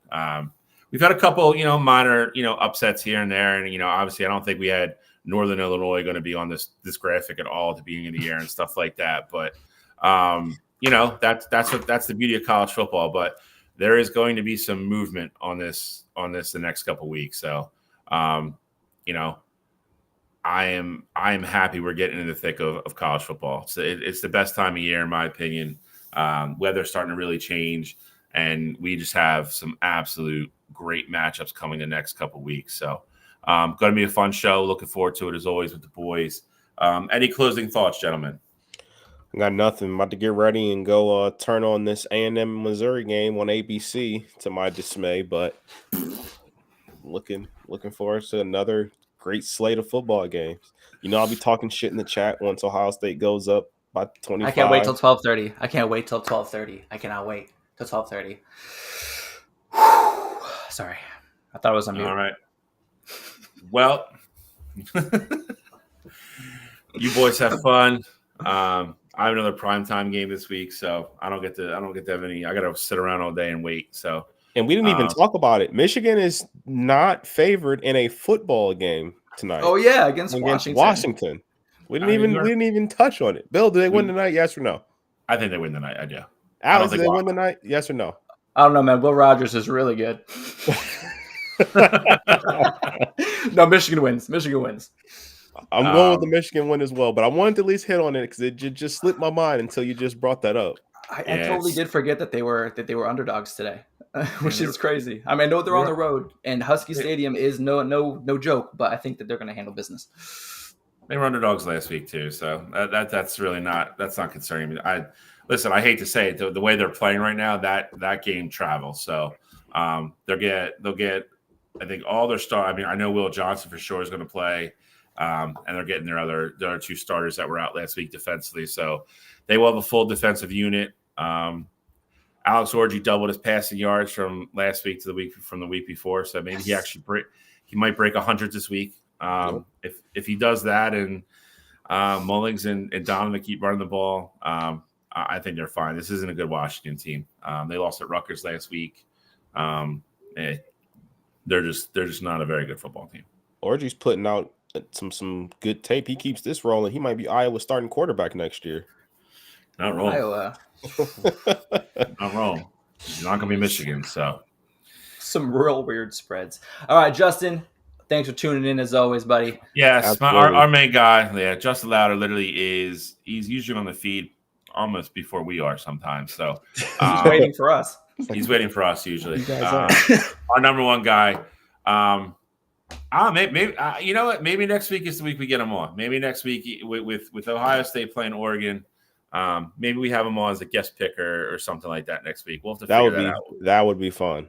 Yeah, we'll talk about it. Louder, if you're available, and that can be done, then maybe next week is maybe next week's the week. I think he's earned it. So, that's it. It's time to kick off. Go watch college football, everybody. And as always, we will be back here next week for a good one. It's going to be a fun show next week.